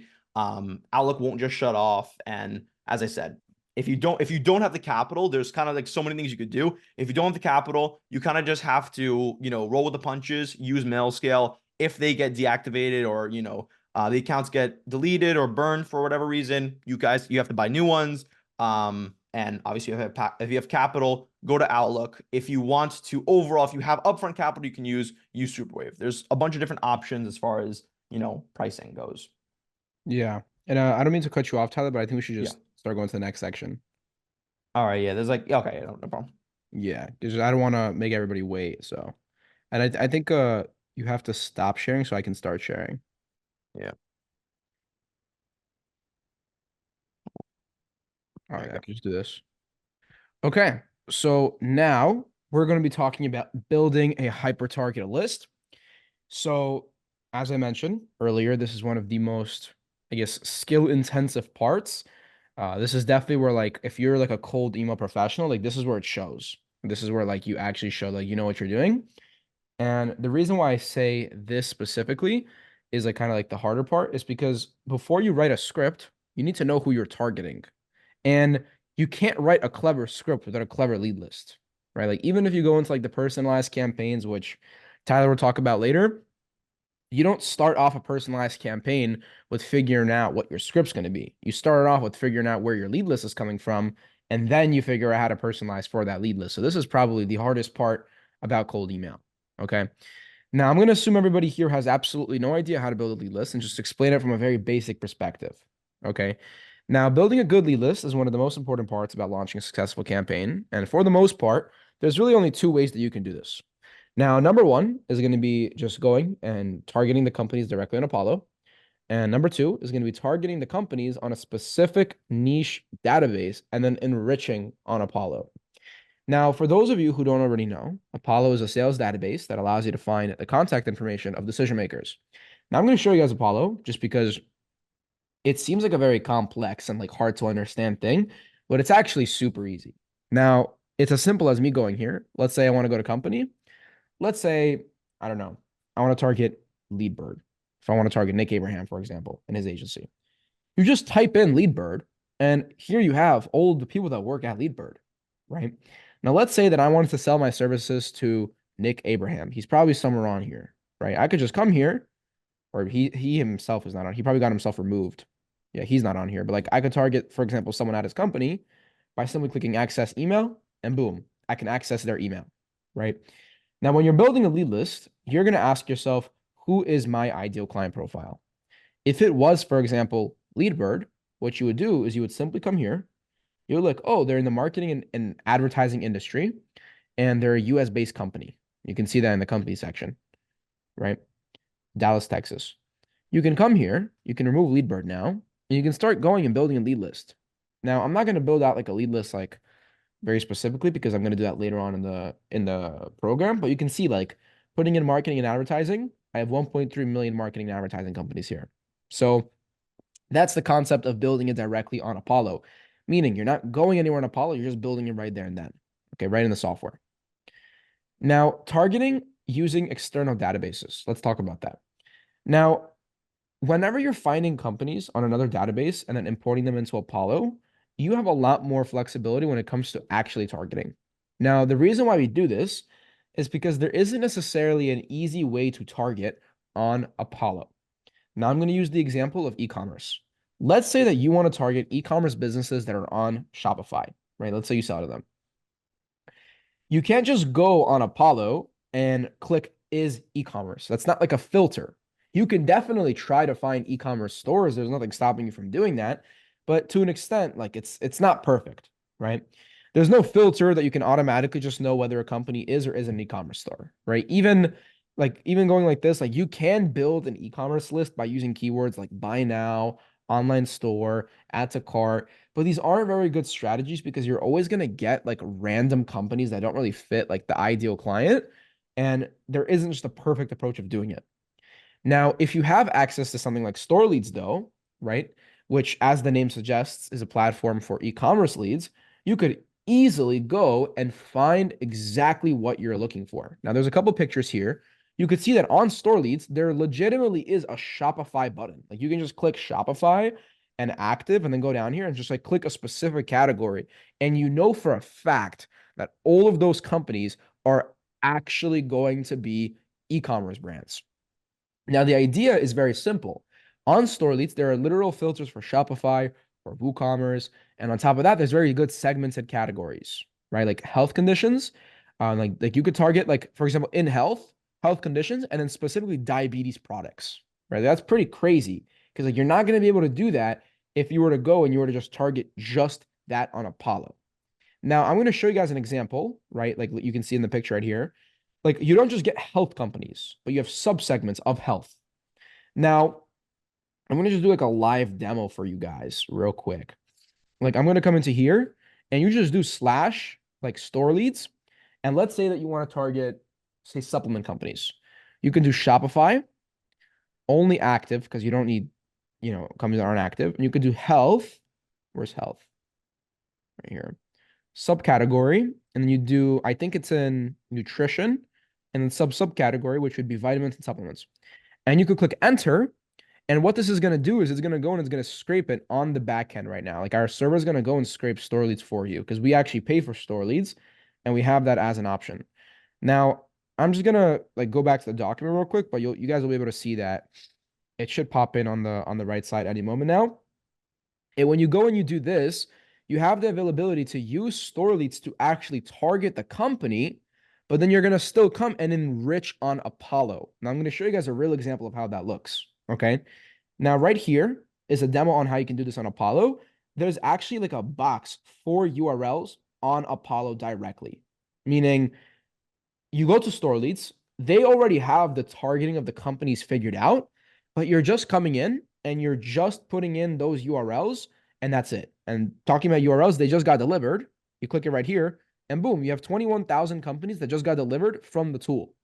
Now here, you don't just have the domains, you have all of the social media profiles. Now look, I'll make a copy so I can actually like manipulate this document. We'll take a look. Right, so these are all of the domains that just came from store leads. Now, what I could do now is I could just copy this. I'll just copy a couple hundred, come into Apollo, remove all of this, and come into company, put this in, and boom, 223 companies who fit this criteria exactly. And you can see that these keywords, they're all extremely different, right? Like you would not be able to target this well. And if you go on any of these, like just this random or Kula, I've never heard of this company before. Organic powered SPF, I feel you'll love. So I'm guessing this is some sort of like skin supplement or something. Like, yeah, like skincare, like that's this company, right? You go to like a different one, like Grenade or something. Like these are companies I never heard about. They sell supplements like protein stuff, like this fits this fits the criteria perfectly, right? And what you're doing is you're leveraging a third-party database to basically go and scrape on another platform, and then you bring them into Apollo, and that's exactly what I show in my little example here. Okay.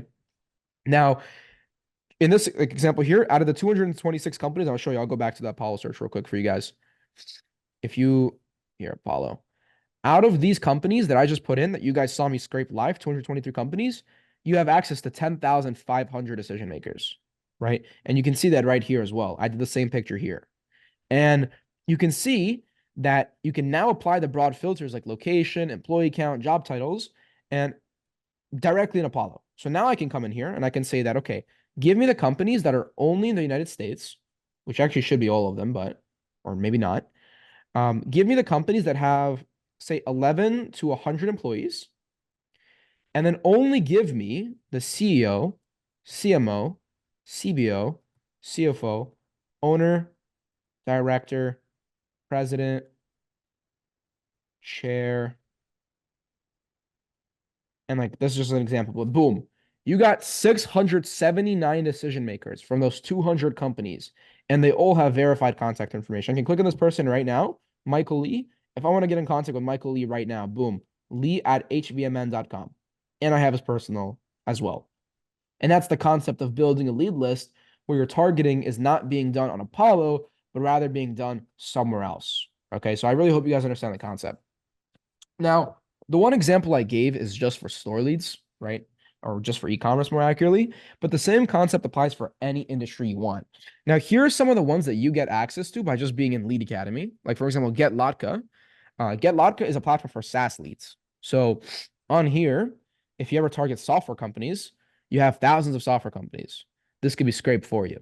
Okay, that's what like Expert Get Lotka is. Expert Clutch, Expert Agency Vista. These are both agencies. So if you need agency data, you can get it on here.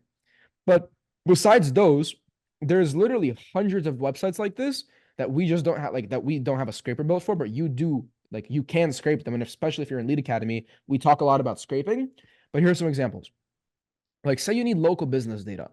You could scrape Google My Business. Let's say you need publicly traded companies. You could scrape NASDAQ.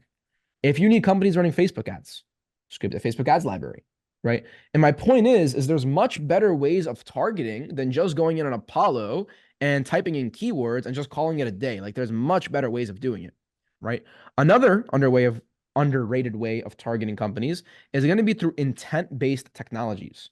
Now, intent-based technologies is where you use a software like BuiltWith, for example, to scrape a list of companies that are using some sort of technology. And then you make assumptions based on the technology they're using. Now, here's an example. If a website is using Shopify, most likely speaking, they're an e-commerce store. If a website is using a Facebook ads pixel, they're most likely running ads. If a Facebook is not using intercom, or if a website is not using intercom, then it's most likely speaking, they don't have good customer support. If a website has a Facebook ads pixel and Klaviyo, it's likely they're an e-commerce store using or spending money on advertising, right? You need to start thinking outside the box and thinking like what combinations of technologies mean certain things. Like Klaviyo is specifically a technology, it's specifically a email marketing tool for e-commerce brands.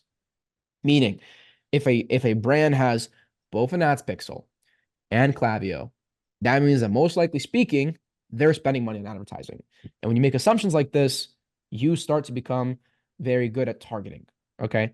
Now, here's some examples of how BuiltWith looks. Again, if you're a Lead Academy student, you get access to BuiltWith for free. And BuiltWith is, I believe, $500 a month. So this is how it looks like behind the scenes. Shopify, like there's 4,686 Shopify stores on here, right? Facebook Pixel, there's right here 5,523,000 active, and then 2,395 are specifically in the United States, or you have a total of 14 million, which are historical, meaning they had it in the past. Okay. Klaviyo, you can see that only about 368,000 people use Klaviyo, and then so on. Okay. Now, then you have the option of building a list directly on Apollo. Now, I am going to actually build out a list for you guys just so you have like an idea. But how I would do this is typically I would use a client's past clients in order to build a new list.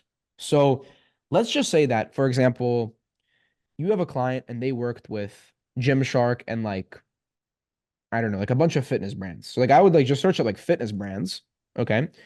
And you'd see like, okay, Aloe, and you'd come into here and you'd be able to build out a lead list based on other past clients. I'll put an Aloe, for example. That is not the right Aloe. You'll see guys what I mean. It's Aloe Yoga. So you can take this, say, put this in, Gymshark. Tyler, what's that? LA Fitness or something? Young Fitness. Young LA. Young LA, yeah. So here's another one, right? Young LA. And I'll put all these brands in, and you'll see that 3 are going to pop up, right?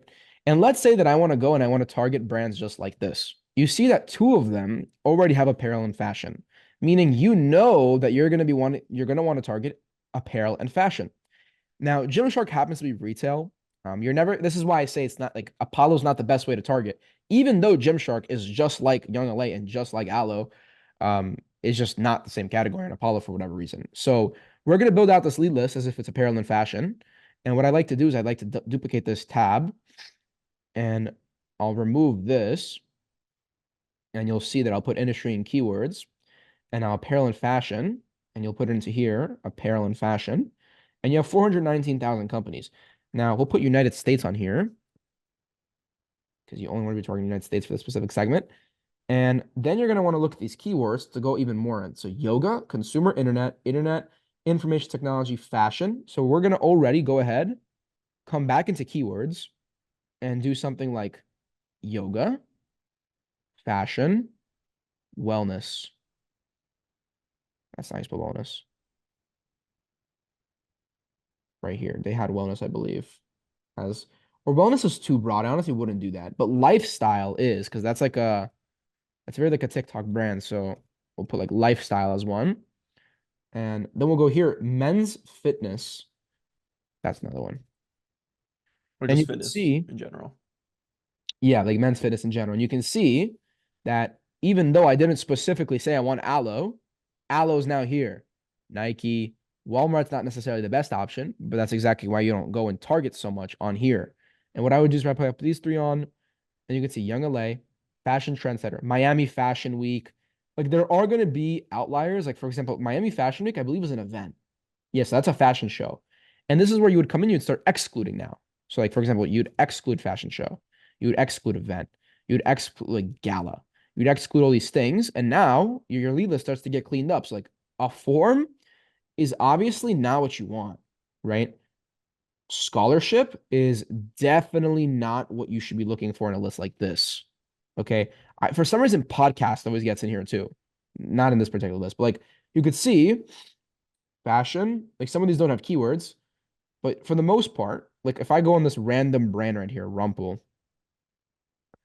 blankets made for men. Now, again, it's another fashion brand, which is wellness, which is like someone who's active.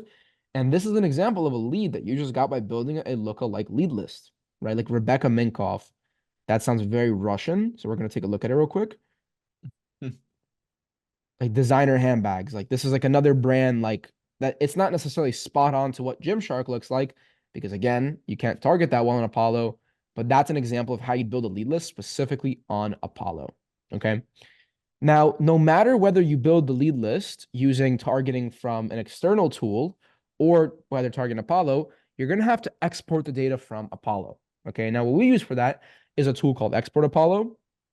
Now, it's around $3 to $4 for 1,000 leads. The reason why we use Export Apollo is mostly because they have an API. There are cheaper options if you're exporting like really big lists, but for the most part, you guys are going to be exporting lists with only a couple thousand leads. So Export Apollo is going to be your best decision. Now, they allow you to scrape small lists, meaning if you're doing segmented campaigns, which Tyler will talk about what that is in a little bit, that's very useful. They have an API for programmatic scraping. They have an optional integration of Million Verifier. They also have automatic scraping and delivery, good customer support, and we're also partnered with them. So if you do want to use our free link and get like 1,000 free leads, then feel free. But again, we're not just promoting them because we're partnered with them. We've been using them before we even became in a partnership with them. So here's an example of what an Apollo query would look like. Now, this is with verified and likely engaged to be turned off. Now, I'm going to talk about why that's turned off later, but just keep that in mind. Now, this Apollo query is just an example of a lead list that I built. Right now, as you can see right here, it's just a bunch of like big tech companies. So like 10,000 plus, bunch of big tech companies and their decision makers. Now, I went ahead and scraped this, and I'll show you this right here, how this looks. This is what a lead list is going to look like from Export Apollo, like this. Now I've gone ahead and actually separated these two lists because some of them have emails, which you can see like all of these contact information, they all have emails. And some of them don't have emails. That's why these are empty. Okay. Now we're going to talk about why some of them don't have emails and why some of them do have emails later, but just keep that in mind for now. Now, we need to talk about the concept of data deterioration. Now, we're going to discuss a topic called SMTP verification, which happens because of data deterioration. Now, data deterioration happens because in the real world, employees come and go from companies. Okay. Sometimes people pass away. Sometimes people get fired. Sometimes people get promoted, demoted. Some quit. Some go to a different company. Some start their own business and so on. Right. Meaning, if you scrape a list a year ago, it's not granted that all of those people are still at that same position today. Okay. Meaning, just because John Doe was the CEO at the Apple company a year ago doesn't mean he's still the CEO at the Apple company today. Now, the data on these sales platforms is getting worse and worse, and it's the platform's responsibility to make sure that they constantly update that data to make sure that it stays up to date. But you can't just trust the platform to keep the data 100% accurate. That's why before emailing any list, you need to perform an SMTP verification. An SMTP verification involves checking whether a certain user exists on a domain. Meaning, when you SMTP verified a lead, there's one of the three categories that lead can fall into. They're either a verified lead, meaning they 100% exist and they're ready to message, or they're a risky / catch-all lead, which means that the domain exists, but they can't determine whether that lead actually exists on that domain. And then the not valid, and as the name suggests, they just aren't valid. Now, the verified and the not verified ones make perfect sense, right? They either exist or they don't exist. The one that people don't really have, or people like get confused about, is more the risky / catch-all leads. Now, a catch-all is a domain-wide setting that you can actually enable on any domain, which will basically redirect any emails that you sent to an email address that doesn't exist to a primary inbox. Meaning instead of issuing a bounce, like for example, right now, if you go, like right now, like in your email, and you email John at the random company, you're gonna get something like this. You're gonna get a bounce email, right? And that's because randomcompany.com does not have a catch-all setting enabled, right? You guys have probably seen this before where you're trying to email yourself and like you by accidentally like put the wrong email and it bounces. This is what a bounce looks like. Now, in the image above, that's what would happen if you bounce. But now we're going to show you an example of what would happen if you email an email that has catch-all enabled. So right now, if you go and you email john@borks.io, right? This is my company, but there's no person named John that works here, right? What's going to happen to your email is it's going to get forwarded to our catch-all inbox. Now take a look at this. Here's the email. I said what's up in it, right? This is me emailing me emailing John. You can see Georgie Titian, George@borks.io, email John@borks.io. But you can see in the top right corner that I'm viewing this email from Facebook@borks.io. And that's because John@Borks does not exist. He's not real. It's a catch-all email address. And it's all being forwarded to Facebook@borks.io. Okay. Now, there's no problem with actually emailing people that are catch-all, right? The problem is that there's no way to determine whether they are a catch-all or they just don't exist, period. Meaning, if you keep emailing accounts that are catch-all or that look like they're catch-all, some of them won't actually exist. And if some of them don't exist, your emails will bounce. And if your emails bounce, you're going to start going to spam. And that's obviously a problem. So that's why a tool like Million Verifier exists. Million Verifier is a tool that allows you to SMTP verify and get back which of your email are verified, which of them are catch-all, and which of them are bad. Now, we aren't partnered with Million Verifier, but we do promote it like vigorously because it's the best tool in the market. Now, other tools like ListClean aren't as accurate. I know that's the one that like a lot of people use, ListClean. We don't recommend it. And a lot of the other tools like NeverBounce are extremely expensive for no added benefit. Million Verifier is honestly overall the best tool on the market for SMTP verification, and it's pretty much like the cheapest one that's actually good. Okay. Now we're going to talk about waterfall enrichment. Now, waterfall enrichment is a very interesting subject. I believe Nick Abraham is the one who actually coined that term, but the way that we do is a little bit different.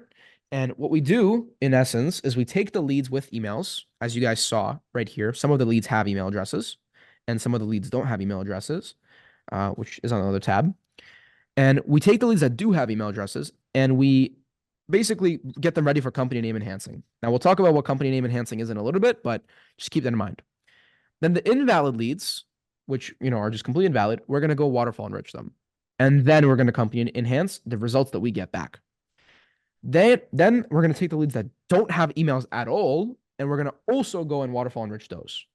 Now, here is a quick rundown on what waterfall enrichment is from a granular perspective. Now, this is what most people do. This is how most people do cold email.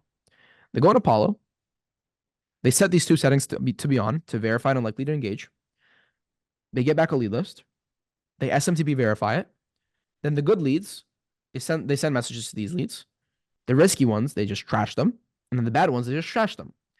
And this isn't effective because you're just wasting a lot of leads. So what we do is a little bit more complex of a process. We don't turn these settings on. We scrape them from Apollo.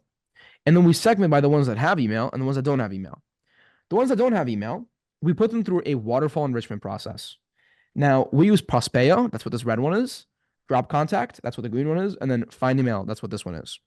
And what these softwares are there softwares that are basically able to find the decision maker's contact information based on their like name and company domain. So I'll show you guys one example. Just Prospeo, just so you guys can understand. Oh, there you go. So just so you guys can understand. Now, for example, if I put in Tyler Nanetti, which is obviously my partner, and I put in Borks.io, which is our domain, and I click find email address, it's going to know that Tyler@Borks is his email. Now, it's not just putting Tyler@Borks. That's not what it's doing. Like, it's not just putting a random email address and calling it a day. It's actually doing some stuff on the back end and like trying to figure it out. Okay. And that's how that works. I would still recommend you SMTP verify these leads so you don't just trust it fully, but that's the concept of how it works. And you can click, if you click all results for Borks, George@Borks.io is here, and then Tyler@Borks.io is here. So that's how that works. And it knows that we have 11 to 50 employees. It knows that we're in advertising services. It knows that we're in, Linden, New Jersey, and it knows everything like that. It knows this is our LinkedIn, this is our logo, everything. So that's kind of the concept of waterfall enrichment. The reason why we use 3 softwares is because Prospeo is not going to have every lead, and neither is Drop Contact. So we put instead 1,000 leads into Prospeo. It's only gonna return 200. So we put the rest of the 800 into Drop Contact. Drop Contact is only gonna have 200 as well. Okay, we put the rest of the 600 into Find Email, and then so on, right? And we're getting more from every single platform. Now, then for the ones that have an email, if they are risky, what we're gonna do is we're going to use Scrubby, which is a tool that can SMTP, or not SMTP verify, but catch-all verify, meaning Scrubby can determine what is and isn't a catch-all. We use Scrubby to determine what is and isn't a catch-all. For the valid ones, we add these to our lead list. For the invalid ones, we put them through the waterfall enrichment process. For the leads that are just bad in the first place from Million Verifier, we also put it through the waterfall enrichment process. And then always we SMTP verify at the end, meaning no matter what, we're always going to SMTP verify. And this process here alone can give you a 50% increase on your lead lists. And for those of you who already do cold email, you guys understand how valuable a 50% increase on all of your lead lists is. So that's kind of how that looks. Now, we're going to talk about the last thing, which is going to be company name enhancement. Now, the last step of building a good lead list is enhancing company names.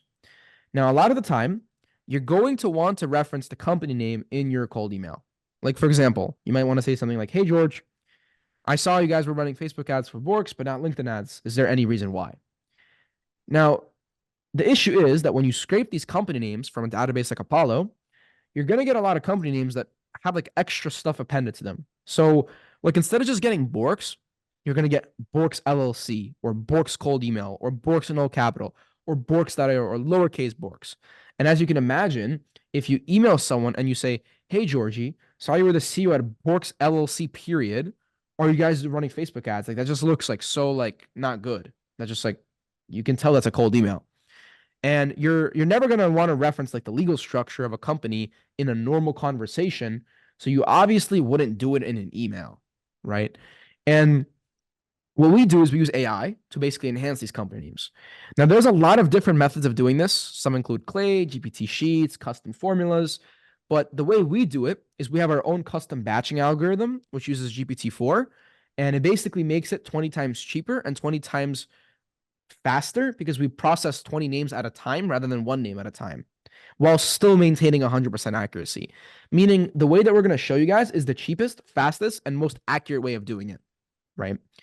So we go into here, and this is an example of the lead list before company name enhancing. And you can look at the company names, and you can see like Luxbox Company Inc., Vive, Dramatica Inc., like Capital LTHR Shaving, Anatomy and its home in London. Like you can see some of these, like you can just tell these are like not good company names, like Elo's Beauty Ltd. Now we're gonna go in Lead Academy, which is where the company name enhancer tool is. We're gonna put it in, and we're gonna get back this list. And now you can see how much more better this list is. Good Weird, Luxbox, Althar Shaving, Real Purity, Tops, F Miller. And this looks real. Like it doesn't look like someone like pulled this off a database. It actually looks like a real good company name. So that's the essence of how that all works, right? That's the process of going through everything. And we're going to get started on how to make effective offers right now. But I'm going to take some time to see like if anybody has any questions. I think these are all old. If you guys have any questions, just drop them in. And if not, then I'll just go back. Or these are all the new ones, right? Yeah. Can't we do, or a lot of these questions are about like email inboxes and stuff. So those are you going to raise the prices of Lead Academy? Absolutely. We're definitely raising the prices of Lead Academy very soon, potentially sometime this week because of the demand, but it won't be for existing members, obviously. How would you use to build out a list for cybersecurities? Honestly, if you're going to be doing cybersecurities, there's a lot of different ways of doing it. Like you're going to just have to find like a public directory of cybersecurity companies. One of the members in Lead Academy, his name's Connor. He actually targets cybersecurity companies as well. So maybe if you're in there, shoot him over a DM. Like he could definitely help you out with that. If we buy Google domain / account, what do you think about using Gmass for mass? Do not do that. You use like a regular cold email sending tool. Will you link the Lucid app chart? Yes, I will. How many leads do you recommend having in a lead list before launching a campaign? It depends on the campaign type, and Tyler's going to touch on that later. But I want to give you a good answer, but it just depends on the campaign type. Yeah. What do you compare ListKit to Apollo and BrandNav and Rion Email Finder? So ListKit, great product. It's like 150 times more expensive than Apollo though, than like scraping Apollo. So unless you're balling like that, then I wouldn't use it. BrandNav is literally it's basically store leads with contact information, meaning it just doesn't make sense. Like if you just scrape store leads through Lead Academy and then you just take them to Apollo, it's just gonna be 50 times 50 times cheaper than using BrandNav. It's And also real email, expensive too. what was that? It's expensive. Brand Nav is a lot more expensive than store leads as well. You don't get a lot Yeah, of exports for how much you pay. exactly, right. And especially because in Lead Academy you get infinite store leads, right, for the same price. So, and then Real and Email Finder, I haven't heard about them personally, but I assume they're just like another waterfall enrichment tool. We've had the best luck with the three that we mentioned, so that's why. Does Clay replace your waterfall enrichment process? You can do a waterfall enrichment process through Clay. The reason why we don't do that is because we have our own API. So it's basically the same effect of Clay, but we have it like connected to our own systems. But you could definitely do a waterfall enrichment process in Clay. How is ListKit for lead list building and email verification? ListKit is great. It's just way too expensive. So that's why we don't use it. What software do you use for enriching? Only Apollo. Where can we find the company name formatter? In Lead Academy. So if you just do discord.gg/Lead Academy, or you can go to the website on leadacademy.io, you can take a look at everything here. Has it ever happened to you guys that you can't find any leads for a client? What do you do in the situation? That's never happened to us because there's like, I don't think there's a single industry in the world where you can't find any leads. I'm very pleased with the value you provide versus what we pay. I'm really glad to hear that, Steven. Thank you, man. How much will you raise it to? At least double. How do you compare ListKit to Apollo and Brent? I think I answered that already. And if target is similar companies that aren't available in Apollo. So this is another thing. This is what I was talking about in terms of filtering or in terms of targeting. Some niches you're not going to find in Apollo because simply put, email is not optimal for all industries. Like if you're going to be targeting small brick and mortar businesses in Italy, your best odds are going to be cold calling, honestly. So, that's kind of how it is. I will have to catch the replay. Good stuff. Might want to look into shortening the presentation some, almost 2 hours. Yeah, man, it's a lot of material. So, that's how it is. Can we trust Scrubby? Yeah, Scrubby's good. They have a low bounce rate if you use Scrubby, but it's very expensive. If I join Lead Academy, will I need to pay for other lead databases at all? Budget problems? You do still have to pay to scrape Expert Apollo, but you won't have to pay for stuff like store leads and stuff like that, but that's up to you. How much will you praise the pricing of Lead Academy? At least 2x. Ideas on scraping Crunchbase or Ocean.io. I do know a way of scraping Ocean. I'm not sure if it's still around, and Crunchbase just patched their platform. Oh, BrandNav email verifier. Never tried BrandNav email verifier. I would just use Million Verifier. If we join now, do we keep the same pricing? Yes, you will 100% keep the same pricing if you join now. How is Sales Navigator for lead scraping? It's all right. I would just use Apollo because Apollo just filters LinkedIn data better. I mean, it has happened before in the first lead list. Has it ever happened that I can't find any more leads? Yeah, I mean, it's definitely possible. It just depends on your TAM, like honestly. Who For you're immigration contacting. professionals that speak Spanish based in the US, what do you suggest? Not sure, to be honest. I'm not really, you can't really know what language someone speaks based on their email address. So, The best way to um, do that is to see what language they speak. The best way you could do it is just filter by country because if they're in Spain or whatever, most likely they speak that language. That's the yeah, best way to do that. that's why but he said based in the US, so it makes it a little difficult. Oh, okay, yeah, Yeah. no way. Yeah. And then one lead list I've been waiting for to scrape is proxy service, but haven't found a single place to find. If you could give me a quick method off the top of my head. Um, Probably Google. You'd use like SERP proxy, search engine rotating proxies, in order to scrape who comes up for those keywords. What can you say about finding leads? Um, haven't used them. Where is Lead Academy in the formatter? In student or pro? In only the pro plan. What about LA Growth Machine for LinkedIn voice messages and multi-channels? I've heard great things about LA Growth Machine, but I haven't used it personally. So, that's pretty much it. So, Again, like we're over like 2 hours already, so I'm just gonna keep going. I'm gonna go to the next section now, and then if you guys have any more questions, you can always catch me in Lead Academy. But now let's talk about creating effective offers. Now, the first thing we need to discuss before even starting a conversation about creating offers is the mindset shift required in order to do cold outreach successfully. Now, you guys need to understand that in order to charge copious amounts of money, you need to start selling the end result and not the service. Now, here are some examples. Paying $10,000 per month for SEO, copywriting, website optimization, and blogs is a horrible idea. Paying $10,000 per month to make $100,000 per month from organic search is an amazing idea. Paying $10,000 per month for YouTube thumbnails and scripting is a horrible idea. But paying $10,000 a month to generate an extra 100 qualified leads from YouTube is an amazing idea. Paying $10,000 a month to set up smart lead and scrape leads is a horrible idea. But paying $10,000 a month to book your next 100 leads with your ICP is an amazing idea or an amazing deal. Now, you need to completely stop selling your service and you need to start selling your outcome. Now, the 3 things I provided above are just examples, and they're all the same thing, right? For those of you who don't know, SEO, copywriting, and website optimization and blogs end up giving you organic search traffic. So all you're doing is just positioning the offer differently. If you try to sell SEO, copywriting, website optimization, and blogs, you're setting yourself up to be selling a commodity. That means that you're going to be competing with $2 an hour virtual assistants who live in third world countries, and you will simply never be able to outprice them, right? It's always going to be a race to the bottom. If you sell effective revenue generation services that predictably bring in organic leads, you're setting yourself up to be a desired service provider who can charge any amount of money and always get a yes. Okay. Now, with that being said, we're going to quickly go and discuss both agency level offers and campaign level offers. Now, agency level offers. Now, imagine you do SEO for SaaS companies. Your offer is not going to be, we will help you rank better on Google. It is not going to be, we will help you get on the first page of Google within 6 months, right?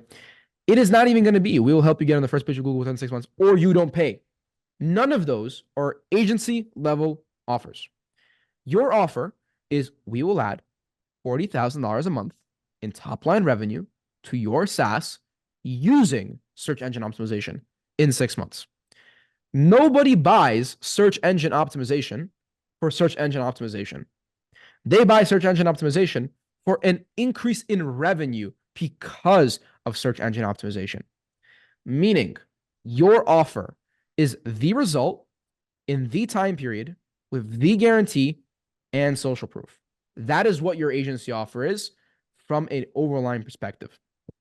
Now, with that being said, let's go over some examples of transforming an offer from a useless offer to a cash generating machine. To convey my point, I'm going to tell you guys a story. Here, I recently had a consulting session with a creative agency that helps creators grow on YouTube. Now, those guys have been in the game for like 10 years. They've worked with some big creators, but despite all of their expertise and a decade in the industry, they're still struggling to get clients. So I asked them this exact question. What exactly is your value proposition? What are people getting by working with you? They went on to tell me how they'll improve your retention, your click-through rate, your average watch time, and all of these other vanity metrics that are just like imaginary numbers and don't mean anything in the real world. And immediately I understood what the problem was. Okay. They want to work with the types of people who can afford to pay $5,000 a month for YouTube services. That's their ICP. The types of people who have $5,000 a month in expendable income to pay them for YouTube growth are not the types of people who are posting on YouTube for fun. These are not the types of people who are looking at retention. They are the types of people who are using YouTube as a lead generation channel and profiting off the organic traffic that YouTube gives them. So I told them right off the bat, if you want to position your offer in a way to charge people $5,000 a month, you're going to have to change the positioning. Stop helping people grow on YouTube and start helping people create inbound lead flow through YouTube, because this is what people care about. Okay. And right away, they understood exactly what I meant and they started changing their offer. Now they're helping B2B businesses create inbound lead flow through organic YouTube funnels. And only now, after we had that consultation, is their service something that they're really willing, that other people are willing to pay $5,000 a month for. Okay, now we're going to talk about offers on the outreach level. Now, we just discussed offers on the agency level, and this is the offer that you provide as an agency. But now we need to discuss the offer on a campaign/outreach level. Now, as you guys probably know, in most industries, directly asking for a call in your email is not ideal, especially if you're in an industry like e-com, SaaS, agencies, or anything like that. You're going to have a very hard time getting results if you just pitch a call outright. Now, that's exactly why we're going to go over the commitment-aware outreach later in this program. But for now, I'm just going to give you guys a couple of brief examples to instill these concepts in your mind. Now, imagine you're doing outreach for an e-commerce marketing agency. There is an agency, or this is an agency that offers various marketing services to e-commerce companies. Now, there are probably 10K plus agencies, just like the one in our example, that offer the same quality of service for the same price, if not less, because e-com is very competitive. Do you think, or do you know why, or do you know what you are when you have the same price, same quality of service, and the same mechanism as everybody else? A commodity. You are a commodity, and that's not what you want to be as someone doing a service. You do not want to have a commoditized service. So what is the solution? You need to stand out. You need to become better and more desirable than all of your competitors. Now, how can we do that? We can, first of all, start off with, in your actual outreach, being or giving a better offer. Because in order to become more desirable, you need more case studies. To get more case studies, you need more clients. To get more clients, you need more outreach, right? So the first step is going to be starting off with your original outreach. Now, since at the moment, closing someone as a client is really just a game of trust, we need to establish trust the fastest way possible without doing anything shady. Okay. Now, that will be the difference between an e-commerce company choosing our example agency over any of the thousands of other agencies that are available on the current market. So how can we quickly establish trust? What is the actual mechanism for establishing trust quickly? It's simple. Be good at what you do and then offer to do some of it for free. It's really not rocket science.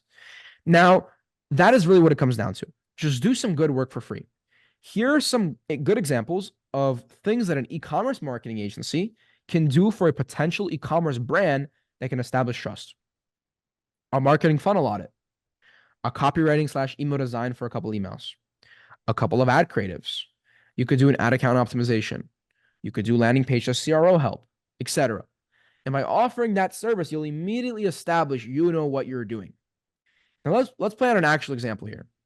Imagine we have a e-com company called Roses. And imagine we have an e-commerce marketing company called EcoGrowth. Now imagine EcoGrowth helps e-commerce companies get more revenue from their email lists. This is a very common service. Roses gets approached by 10 different companies offering email copywriting every single day. And every time, the founders of Roses, despite needing the services, will probably ignore the people cold emailing them because they simply do not trust the agency. They just do not trust agencies. It's not anything crazy. Now, imagine one day EcoGrowth comes along and offers to write a couple of emails for Roses for absolutely free. All of a sudden, EcoGrowth is the only marketing company that has ever made an offer that Roses will actually consider and will actually hear out. Now, what's going to happen? This is only going to work if EcoGrowth is actually good at what they do. Because if they're bad at what they do, you're just going to embarrass yourself and waste your time. Now, say EcoGrowth writes up those emails, they design them, and they hand them over to Roses. And Roses is going to go and take those emails, they're going to run them, and they're going to see an increase in sales. Now, we're going to imagine the situation. They're obviously going to want to keep the increase in sales because with email marketing, your conversion rate, you want to keep it up. So what are they going to do? They're going to turn right back around and go have a conversation with EcoGrowth, and they want to work with EcoGrowth. It's not like EcoGrowth is showing up to the sales call trying to sell them. Roses is already sold, coming to EcoGrowth, asking to work together. Okay. Now, even though EcoGrowth might not have been the best agency that reached out to Roses, they were the only agency that reached out and proved their competence before trying to charge money. And that's the concept of building an offer on a campaign level that is going to convert. Now, if you're doing lead generation as a service and you have clients, it is your number one responsibility to come up with offers like the one I've just shown above and maximize your campaign effectiveness. Because don't forget, no amount of personalization, AI, leads, or anything will ever fix a bad offer. If you guys have an offer that is just not good, none of the stuff we're going over right now will matter to you because your just offer is just not good. And there's no guideline on how to come up with a good offer per se, right? Because that's the whole point of being good at outreach. It's like being able to come up with these angles. But it comes with experience and knowledge of the industry that can only be built over a long period of time. But of course, if you are a member of Lead Academy, for those of you guys who are, if you guys ever do need help, you can either message me or Tyler, or obviously we have like the weekly coaching calls, but you guys have that. Now, here are some more good examples of appealing offers that you can use in other industries. For example, selling B2B lead gen services to B2B companies. Offer to build out a free lead list. We're actually running this offer right now. It's going great. Offer to help them make free sales assets. That's another great one. Offer to do a free outbound audit call. That's what we do on our landing page. Imagine you sell YouTube growth services to B2B companies. Offer to create an entire video, script it, edit it, and maybe even help them record it. Not like in person. I mean like with like advice. Offer to revamp their old thumbnails. It's another one. Show them a real direct increase in click-through rate by revamping their thumbnails. Offer to make them a free thumbnail for their next video to split test and just see whose thumbnail will perform better. Offer to sell them a landing page design service, right? If you're offering them to sell, or if you're selling landing page design services, offer to create a wireframe for free, or do a CRO audit, or offer to increase their landing page speed, right? Give free stuff, right? That's just all you want to do. Now, I know that a big part of you guys are going to be sitting there thinking to yourself, well, why do I have to do work for free? I don't want to do that. Well, why do you expect these cold prospects to just trust you when you don't have an insane amount of case studies, social proof, or social presence? Why do you expect people to hand over thousands of dollars to you when you haven't established that you know what you're talking about? Why do you expect businesses to want to work with you specifically when there's hundreds, if not thousands of people just like you who are probably even better than you that are offering the same service at the same price, if not cheaper, right? You can't expect any of that. And that's why you need to go up and beyond to make it hard to say no. And that is the concept of making a campaign level offer. Now, there's a couple of other things we have to talk about in order to really make this a good section. And that is offer edge cases. Okay. Now, everything we just went over is the right way to approach an offer 99% of the time. But like everything in marketing, there's absolutely no binary situations. There is never a right or wrong way of doing something. There's always going to be situations where the edge cases, where the material I just went over will not apply. Like, for example, if you're targeting 9-figure companies or serious industries like investment banking, VC firms, government-related organizations, the approach we just discussed is not going to work. And the reason why that is because you need to understand that the CEOs at 9-figure companies don't care about your $5,000 per month retainer. They could not care. They could cut you a check for $100,000 and not even feel it on their daily revenue. Okay. They care more about whether you can actually deliver the result rather than what it is your guarantee or your promises. Their time is worth more than the money you're charging. Meaning, they don't care that, if they pay you 1K or 2K or 3K or 4K or 5K and it doesn't work out. They care that they're going to have to spend the time to onboard you and do everything for you. And if it doesn't work out, they wasted time. Okay. Meaning when you're approaching these serious companies, you're going to want to come in with an angle of social proof more than an angle of irresistible offers. Now, here's a real life example of what I mean. Now, a buddy of mine, Alex Mikowski, you guys should check him out on YouTube, Twitter, if you guys are looking to learn more about cold email, recently started working with a marketing company called Liaison Studios. Now, Liaison Studios is an event planning agency, and in the past, they work with Formula One. So Alex leveraged their case study and reached out to a bunch of automotive companies. He ended up booking BMW, Range Rover, and Jaguar for that client's offer. And that client doesn't have a campaign level offer. That client doesn't have a guarantee. That client doesn't have a stipulation. That client doesn't do payment plans. That client simply has a good case study and they're reaching out to other good companies. And that's all it is. And the first email was just legitimately as simple as, hey, George, have you guys considered doing an event sometime in Q2? We helped Formula One schedule an event back in September and it was spectacular. We'd love to help Borks have an event just like that too. Worth discussing. Of course, instead of it being Borks, it's like an automotive company. So like we'd love to help BMW have an event too. Now notice how extremely simple that cold email is. No lead magnet, no asset, no video, no sales tactic. And that's the concept of the cold email. Now just ask yourself this. Do you think that the head of corporate events at BMW, a $67 billion company, is going to think to themselves, if we spend 50K on this event and it doesn't work out, are we going to get our money back? No, they're not thinking that. They did not become a $67 billion company by being risk averse. They do not care about your risk averse or your guarantee. They care about whether the person sending them the email can actually do what they're claiming. And that's why in this specific situation, your approach should be going after the angle of providing social proof, not a good offer. And considering Liaison Studios work with Formula One, a massive entity in the automotive industry, they immediately trusted them. So that's how you need to understand there are offer edge cases. The last part, I know we've been going for like legit almost 3 hours now, but there's a lot to go over. Some offers are genuinely just too good to be true.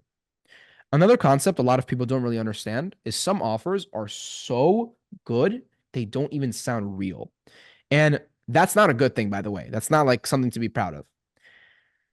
That's not a good thing. And that's because people will simply not believe you. Okay. Now imagine I sent you an email and I said, hey, George, if I could double your company's revenue in the next 30 days or you don't pay, would you be interested?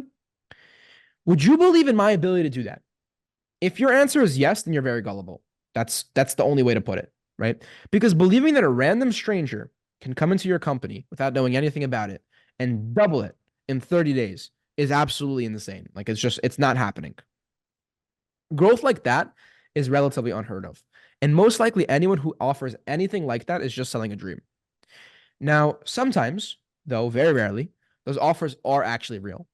Now, someone might actually be able to double your company in 30 days. And usually, when this is the case, despite having an absolutely amazing offer, they still won't be getting the best results because people aren't trusting them. Now, in this situation, if you ever find yourself in this situation, you either need to drown the prospect in social proof so they believe that you can actually do what you claim, or if you don't have social proof, you need to dumb down the offer to where it's actually desirable, okay, but not insanely unbelievable. Oh, that was a lot. Now we're going to talk about the last part, which is actually the last part. I'm not anymore, which is the concept of having a good offer in a bad market. Now, a good offer in a bad market is still a bad offer, right? Now, imagine I came to you and I said, hey, George, I could increase your company's revenue by 50% in the next 60 days, just like I did for case study 1, case study 2, case study 3. Is that of interest of you? You'd think that any business owner in the world would be excited to pursue this opportunity, right?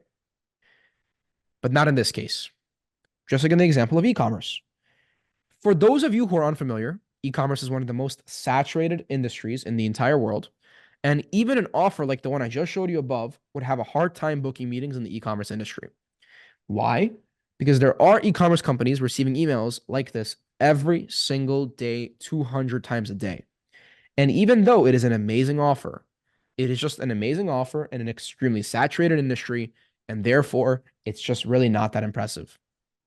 Now, for those of you who are in the e-commerce agency owner space, this doesn't mean you can't get results. I'm not telling you can't get results with cold email. You can 100% get results. It's just going to be significantly more difficult. Now, for those of you who are in lead generation, or you guys like own lead generation agencies, you should 100% just not work with people in the e-commerce industry, right? That's simply put. You can send 10Ks in e-commerce and book like 2 calls, or you can send 10K emails in another industry and book like 20 calls. So that's what it comes down to. Now, the next part is going to be validating offers. That's going to be Tyler, but I'm going to take some questions right now, and then we can go from there. Let's see what questions people have. Would you rather focus on LinkedIn plus cold email or only cold email? Only cold email. Because we just don't want to, we don't want to like spread ourselves too thin. So only have to pay for exporting your policies because Lead Academy chatbot does that rest. For store leads and for Clutch and for Get Latka and those other platforms that I talked about, yes. Lead Academy does export them. For some of them, you do have to provide a proxy, but it's like very cheap. It's like 3 cents per query or something like that. What do you do if you have no social proof or no case studies for my own or a customer's offer? Work for free. How would you differentiate them? Through front end offers? Yes, through having an amazing front end offer. How do you do campaign level offers like free lead list at scale? Um, you just do it. Like you just have to like take the financial risk of like you have to deliver a little bit and that's it. But like that's again the concept of going up and beyond. So there isn't really like a good answer, you know? This is mind blowing. Can you quickly turn this into a great offer? Photography and video ads for direct to consumer brands. I mean, no direct to consumer brand is doing photography and video ads just for fun. They're doing it to get better ad performance. So if you can make their ads 20%, if you can make their ads perform 20% better through photography and video ads, and they're making $100,000 a month through ads, you just added $20,000 a month to their business. So that's how you would transform that offer. What is your recommendation for industries for someone who's just starting lead gen? Honestly, marketing companies. That's just going to be like the lowest hanging fruit. Sell to other marketing companies. That's awesome. Can you quickly turn this into a great offer? I did this already. When you're just starting out, how do you know to say that your offer, or how do you know what to say in your offer without having done it before? Like, for example, I can increase your revenue by X amount in Y days on the agency level. Well, in this situation, you would just have a guarantee. So if you have a guarantee, you don't have to do this. Meaning, like, if you say, like, or your money back, you don't have to necessarily have a quantifiable result. We use our B2B to track our website visitors coming from cold emails. How do you approach someone sounding like we tracked you? I mean, just send them a regular cold email. Like the more important part is like the targeting rather than the intent. So I would just send them as if it's like a regular cold email. I am a wealth managing, advising clients on financial investment products. What would be the offer? I would need to know more about your offer. That's not necessarily enough for me to, you know, give you like a good idea. I offer B2B lead gen using cold Loom emails to web design agencies who make their Loom audits as well. What would be a good offer for them? Well, first of all, web design is like a horrible industry to sell to. Like web design is just like not a good industry. Like just don't do that. And also Loom videos are just like so dead. Like I would not be sending Loom videos. So if you want to learn more about that, DM me in on Discord. I can send you over some resources on why I think that, but I'm not gonna get like super into it because we're like legit like 3 hours in already. But you know that's that. Um, even with a great offer, why does there 2 or even 10% reply rates in cold email? Because that's just the nature of cold email. You're messaging people that like have no idea who you are. So that's just the There's nature. also a lot of factors. It could be that could just be your email accounts are burned. There's obviously a lot of factors that play into reply rates.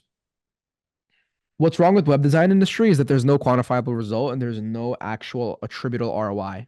Like it's impossible to say that a website is going to make you this amount of money. And what if my friend is selling a trading course or one-on-one high ticket course? I tell him it's not going to work out because it won't pass spam. Well, first of all, anything B2C is going to be difficult to do with cold email because it's just not like a good idea. So, also the spam, that's another thing. Like, that's just not a good industry to do cold email for. These are the last two questions I'm answering for now, and then we'll answer that some more later. I offer ops automations to recruiting companies doing $1 million plus and having issues drafting up a great offer. Have a great case study coming up. I help the client get Amazon as their client. Wow. Well, I'm not really sure what to say. Like, when I come up with an offer, I usually sit down for like hours. So if you do want like some like more like in-depth help, consider joining Lead Academy. But you just kind of have to like sit for hours and like try to figure it out. And then best And for platforms to source. Sorry, but go ahead, Tyler. No, I was going to answer that just quickly. Like a good thing that you could do. We've done this for clients specifically. One of our clients, they do SEO for software companies, and they have a really, really good case study for another software company. So the actual offer is we're going to help you do exactly what we did for that other company. And essentially you're just leveraging your case study as the actual offer. So let's say, you signed, you help your client sign Amazon, you could say we can whatever your offer is, but the idea, the ideology behind it is that you can get in contact with companies just like Amazon as we did for other clients. So definitely we could position it like that. And again, specifically with offers and specifically with how to run certain campaigns, your best option is going to be messaging us in Discord and Lead Academy and also joining the weekly calls because we go over literally all this stuff. So Yeah, and I think the next section is yours, Tyler.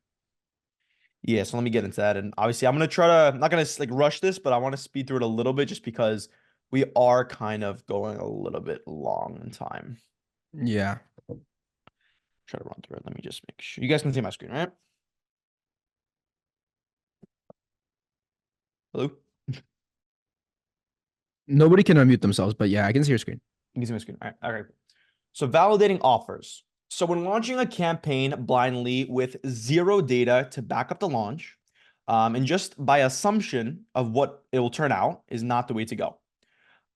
You must launch campaigns with proven offers that have worked for you or your client's ideal customer profile. So before launching any campaign, obviously, as I mentioned, we never go based off of what we think will work for a broad campaign. Rather, we never really go based off what we think will work. We go based off data that has worked for us in the past, or if we don't have that data that's worked in the past, we're gonna test what works. So we take a very similar approach to what Coley Chris does. He's big in the lead gen community, and obviously I have his Twitter here just to credit him for his structure that we do use. Very similar to where we actually run two different campaigns when we sign a client for an offer that we don't really know that has product market fit, meaning we don't know if the offer is actually good to the people they're selling to, or rather we don't know if the offer will resonate with the people that our clients are selling to. So what's the next step? To actually test it. So I'm gonna actually show you this chart that I made. And again, this is very similar to Coley Chris's. I just kind of made it to our structure, which I will give this to you guys after this is done. But essentially, our structure is, onboarding our client, getting the email accounts ready, warm up. That's all the same structure. Now, once that's done, after the 2 weeks, what we do is we build out the two campaigns. One is a micro campaign. Now, what does that entail? This is a campaign with very low volume, meaning there's not a lot of leads in there, but it's very, very personalized, meaning we're using AI, which I'll get into a little bit more what I mean by like personalizing with AI, but we're personalizing using ChatGPT inside of Clay. That's going to get us data on specific companies and data that we need for targeting. Very small lead list, again, low volume, and very targeted scripts, which again, I'll go an example of what I mean by a targeted script. Now, this campaign we launch, this is after the 14 days of the emails being, completed, or warm-up emails being completed. This campaign is to maximize for conversions. So let's just say my client offers marketing to e-commerce companies. Since we know the e-commerce industry very, very well, it's safe to make a very good assumption on what offer will work. So we're going to make a very, very personalized campaign with very low volume, which is directly to the people that we want to target with specific pain points, very, very targeted, as if the emails are directly directed towards them. And that's just based off of data that we know of running a lead gen agency. Now, simultaneously to that, we're going to run a macro campaign, which it does maximize for lead flow. This is to actually get people through the door to actually, so we can test more for future campaigns. So what does that mean? This is a campaign with high volume, meaning a lot of leads that are imported, big lead list pools, a lot of leads, very short scripts, direct to offer, seeing if there is genuine interest in the offer, and then again, a no-brainer offer. So essentially, what do we get from this, right? After we launch a micro campaign, the data that we get from this is essentially booking meetings. That's what we're trying to get from the micro campaign, actually booking in the meeting. While we're booking in those meetings for our clients, we're also simultaneously launching this one, which is testing the offer. So let's just say I launched the campaign with like 3 or 4, maybe 5 different offers. One being, and I think I actually have an example here of what I mean by different offers, but let's say I have a company offer that's saying, hey, we can guarantee you 60% increase in your revenue. Is that something you like? If people respond to that with good intent, they say, yes, this is good, this means this offer is good, right? If they respond better to a free lead magnet, right? If they respond better to different angles, which I'll go over different angles in a bit, whatever they respond to better, right, in that offer, then we're going to use that data for future campaigns. So let's just say, as an example, I'm targeting a broad campaign. This is e-commerce companies. This is face and body care companies, hair care, food and beverage, literally a bunch of different niches. If I run this campaign and the responses I get, the good responses, people saying, yes, I like this offer. Let's say most people respond are in the food and beverage area, right? That means the food and beverage companies or the people that work there like this offer.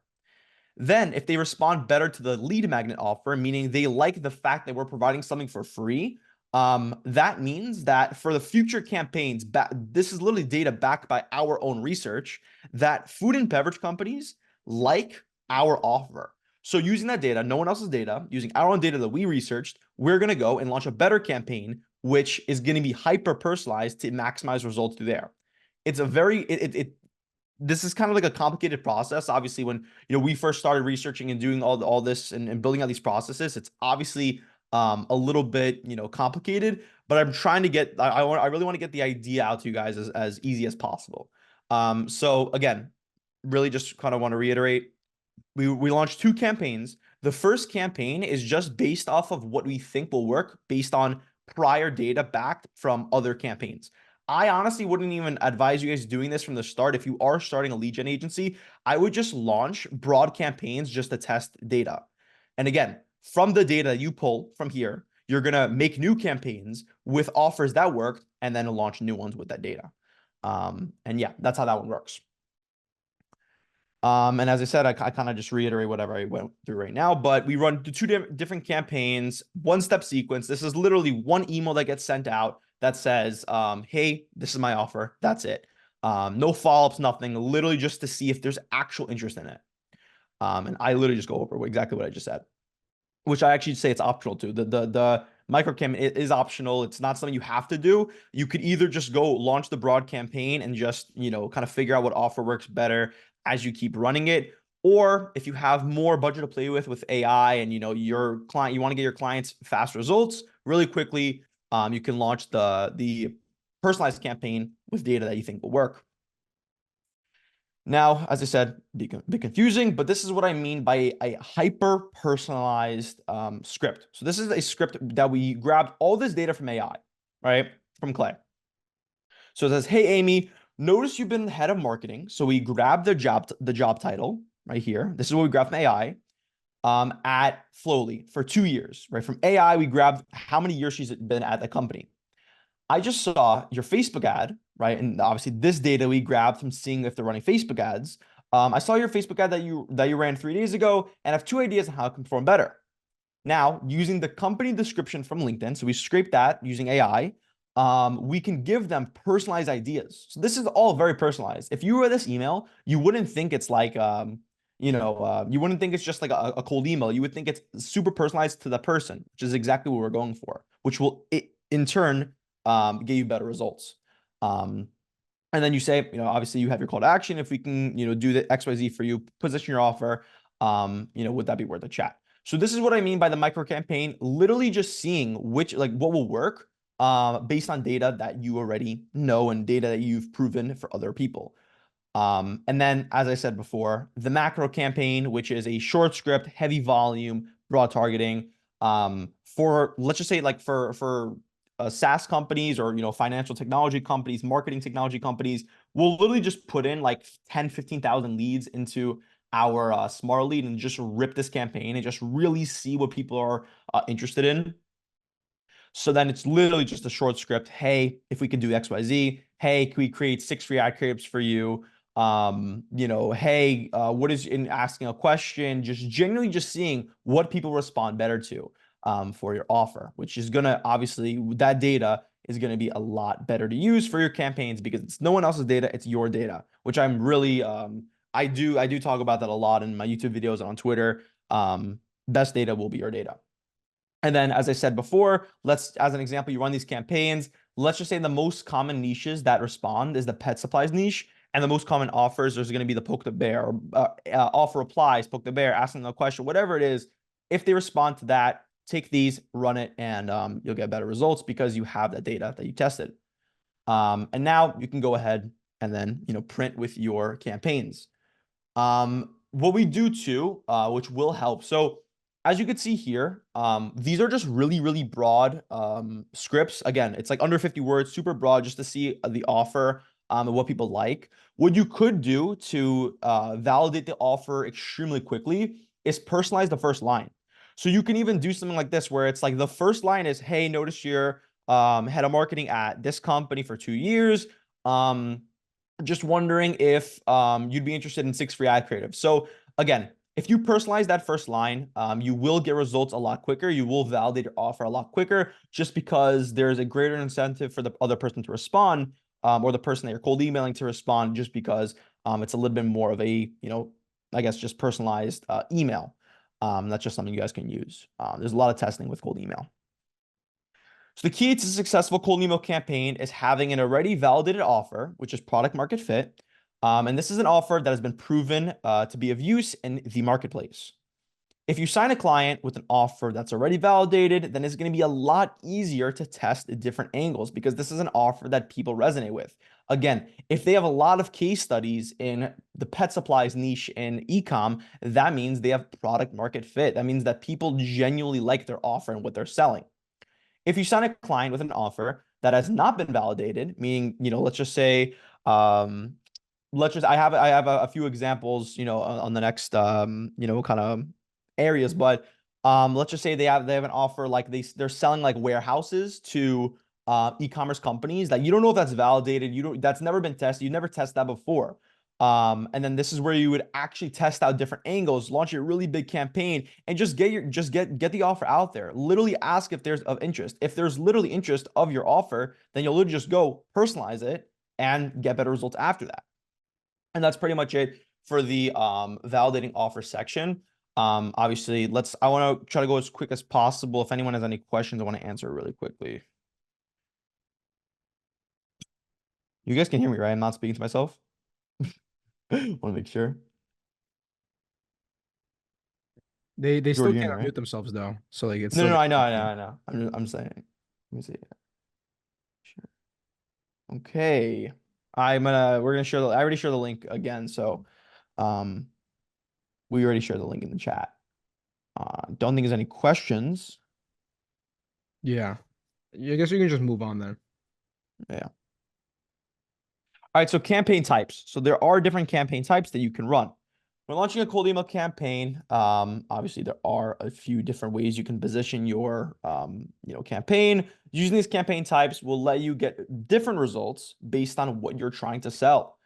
So make sure that you use the right ones that apply to maximize results. So here are a few different campaigns that we run. Number one is the sniper campaign. This was coined by a guy in cold email. His name is Caden. Very good at cold email, very good at lead generation. And the idea behind this is that you have a campaign that targets a specific job title. This is a specific person. This is a CMO, CFO, CBO, someone that specifically has a specific occupation at a company with a specific industry. So let's just say, I'll give you guys an example. Let's say this campaign is only targeting CMOs, so chief marketing officers at pet supply e-commerce companies, addressing a specific pain point. Now, what is going to happen, which I'll give an explanation in a bit, and what data you can actually get by running these different campaigns, is you're just going to address the pain points of the specific person at the company instead of addressing every other person. Because addressing pain points to every other person in the company will result in a lot of different answers. You want to really help one person at the company, because again, helping one person at the company, they can take that and obviously use your service. And let's say if you're selling marketing services to a CMO, or you're contacting the CMO at the company, obviously it's going to look better on the CMO if you're helping them with marketing services, because the better marketing that the CMO can actually perform for the company, obviously the better they're going to get looked at, and the better they will get, I guess just the better they'll be at the company. Now the next one is going to be called the Shogun campaign, which, we coined this, where it's very similar to the sniper campaign, but except of targeting specific job title, you're targeting just a specific industry, addressing a specific pain point at a company level. Now, the data we pull from this is essentially understanding the specific pain points at a company level, meaning every single person in the company, what they think, if they actually have specific problems, and we'll take that data and launch new campaigns based on that data. So it's a little bit different. Instead of targeting one person, we're targeting a broad company, getting pain points at a company level. So like the idea is that you're trying to pull pain points from everyone on the team, then pulling that data, then you can actually launch a sniper campaign with pain points that you already know and targeting specific people based on the data that you pulled from the Shogun campaign. Now, the personalized campaign, this campaign, again, I went over this before. It's a very personalized campaign using AI, which you're pulling a bunch of data from AI. And again, you can get data at either a job title level, so you can get data based on their pain points. You can get data based on their company level when they actually launch the company, and when you can get pretty much as much data as you want. Very personalized, and typically we use this campaign to, as I said before, maximize results for our clients very quickly. If our client says, listen, I need X results right now, I need you guys to do this really quickly, we're going to launch a personalized campaign, get that going super quickly, because you're obviously going to get better results with making your emails feel as personal as possible. Now, a broad campaign, this campaign is a simple campaign, no flashy personalization. This is typically the test and offer, and just to see if there's product market fit. Even after you test out your offer and there's actually product market fit, you can still launch broad campaigns based on your TAM. If there's a lot of people in a specific industry, and you want to just target all of them, see kind of what offers work, you can just launch a broad campaign and just see what works. But your best results, in my opinion, will be with personalized. It's just logical. Like if you get an email saying, hey, can we increase your or can we make 6 free ad creatives for you? Okay, it's good. Yeah, that makes sense. But if it's extremely personalized, and also on top of that, you're going to get 6 free ad creatives, it's just psychological that you will answer that to or answer that much quickly, and kind of just incentivizes you to answer it a little bit quicker. And then the last one, a broad campaign with tiny personalization. This is what I went over right here. Launching a broad campaign with a little bit of personalization in the intro will just help you achieve product market fit a lot quicker. Super simple stuff. Now, when do I use each campaign? I'm gonna go over that right now. Each campaign is used for different offers or scenarios. Depending on what you or your client is selling, you use these campaigns to increase the results from launch campaigns. So quick examples, sniper campaigns. Your offer helps a specific job title across a specific industry, which I gave this example before. You're helping CMOs with their marketing services. So instead of just saying, hey, we help a full marketing, the whole company with their marketing, problems, you're going to help a specific job title, which is the CMO, the person that directs all of the marketing needs, with the marketing services. Because as I said before, if you're helping the actual person that's managing the marketing in the company, if that's their job to increase the revenue of the company through the marketing, if you're helping them with their specific pain points with the marketing solutions, they're going to be looked at as higher up in the company, because again, you're helping them. So that's why we want to target them. Shogun campaign. This is when your offer helps specific industry, but is not only bound to a specific job title. So this could be helping the broad industry, not a specific job, occupation. Which would just be like, as an example, setting up a customer relation manager, like CRM, to help with client lead flow. This does not directly help with the CEO or the CMO or anything like that. This will help the general company. So again, this is when we would target not by specific job title, but by a company pain point, or at a company level rather. Personalized campaign, again, small segment, and could be used for literally any offer. As I said before, we like to use personalized campaigns, and we take a lot of our ideas and kind of mechanisms, and we kind of learn off of Eric. I forgot his last name, but he's really, really good at this. And I do advise you guys to watch his stuff on YouTube, because he goes a lot about the technicals with cold email, personalizing campaigns, and at the end of the day, it's just logical. The more you personalize it, the better results you will get. Same thing, broad campaigns, broad campaigns with tiny personalization. This could literally be used for any offer that you can obviously test product market fit for. If you're on a lower budget with cold email, you don't want to use personalization, or you haven't yet understood personalization, how to do it, you can obviously stick with broad campaigns. But honestly, obviously the best is going to be, the best results will be from the personalized campaigns. Now, let me see if there's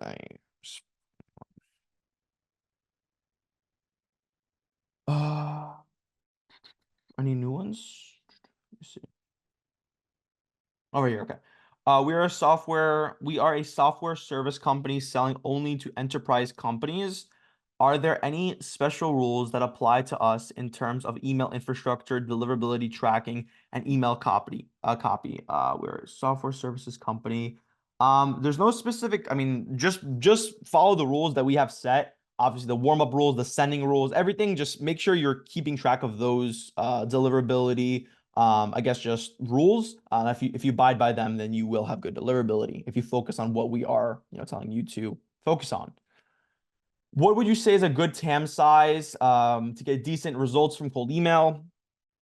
Honestly, I would not work in an industry under 5,000 people, under 5,000 people in that industry. That's just what we go by. If we're looking to get into a new industry, let's just say it's whatever it is. It could be as niche as selling or contacting medical technology companies and selling supplies to hospitals. As an example, we want to really make sure that there is at least 5,000 people in that industry that we can target. And you can just get that data from Apollo. And obviously there's other sources like PitchBook and everything like that, but you can get that data from Apollo. When do you do the macro campaigns? How do you schedule the follow-ups? Or did you say you don't have any? So for the macro campaigns, the idea is that we're literally just testing if people are actually interested with our offer. So there's no follow-ups. There's nothing like that. The idea, which this should be the mentality for every single campaign, it should be, what am I trying to get by launching this? Am I trying to get book meetings? Am I trying to see if people have genuine interest in what I'm selling? For the macro campaign, it is the idea, the action that you're trying to perform from the campaign or by launching the campaign is to see if there's genuine interest in what we're selling. So one email, not two, not three, just one. See, and then backed by that data, you will launch other campaigns with 4-step sequences, 3-step sequences, whatever. But the idea is just to get that to the window. Let me get a sip of my drink. Mouth is dry. Okay. Now, the next part, scripting, script writing, and angles. There are many different ways you can generate a script that will maximize results for any campaigns you launch. The key to a good script is being easy to read, no-brainer to reply to, and hyper-relevant to the person receiving your email. Those are kind of the frameworks that we like to use when launching a campaign. Now, scripting conventions. When generating scripts for campaigns, there are no hard rules that you have to follow. There's no template, and no one's opinion will ever be as strong as the data you get from running your campaigns, which, again, I've said this again, I will keep saying it. The best data will be your data that you get from your campaigns. We've had them before when we first started our lead gen agency. We launched campaigns extremely templated intro, templated body, templated call to action. It would just never work just because we're using other people's data. We're using frameworks that are outdated. And the best result you're going to get from a campaign is going to be scripts that are very casual, as if you're talking over a coffee with a prospect, very casual, saying, it's just quick email, easy to read. And as I say right here, if you have a relevant offer for the relevant person at the relevant time, they will either purchase or they're going to be interested in whatever you are selling because it's exactly what they're looking for. They're the right person for it, and you're filling the void of them not having that service implemented to their company. And again, I really want to just kind of, talk about this too, like long scripts, short scripts, medium scripts. It really doesn't matter. Some of our best campaigns are literally 200 words. I go over, it's like 5 different lines of words, and we got really, really good results from that just because they are extremely relevant and they help the exact person receiving the email. That's all it is. So don't be caught up on the fact, should I make this long? Should I make this short? When you're launching a campaign and you already have product market fit, the offer is good and it resonates with the people you're selling to. Don't get caught up on the fact, long, short, whatever, as long as I said, it fits these factors. When you write the scripts, think in your head, is this relevant to the person I'm sending it to? Is the person that I'm sending to relevant for my offer? And is this a good time to actually messaging them? Like not physically, not like a physically good time, but like, is this something that they're actually looking for?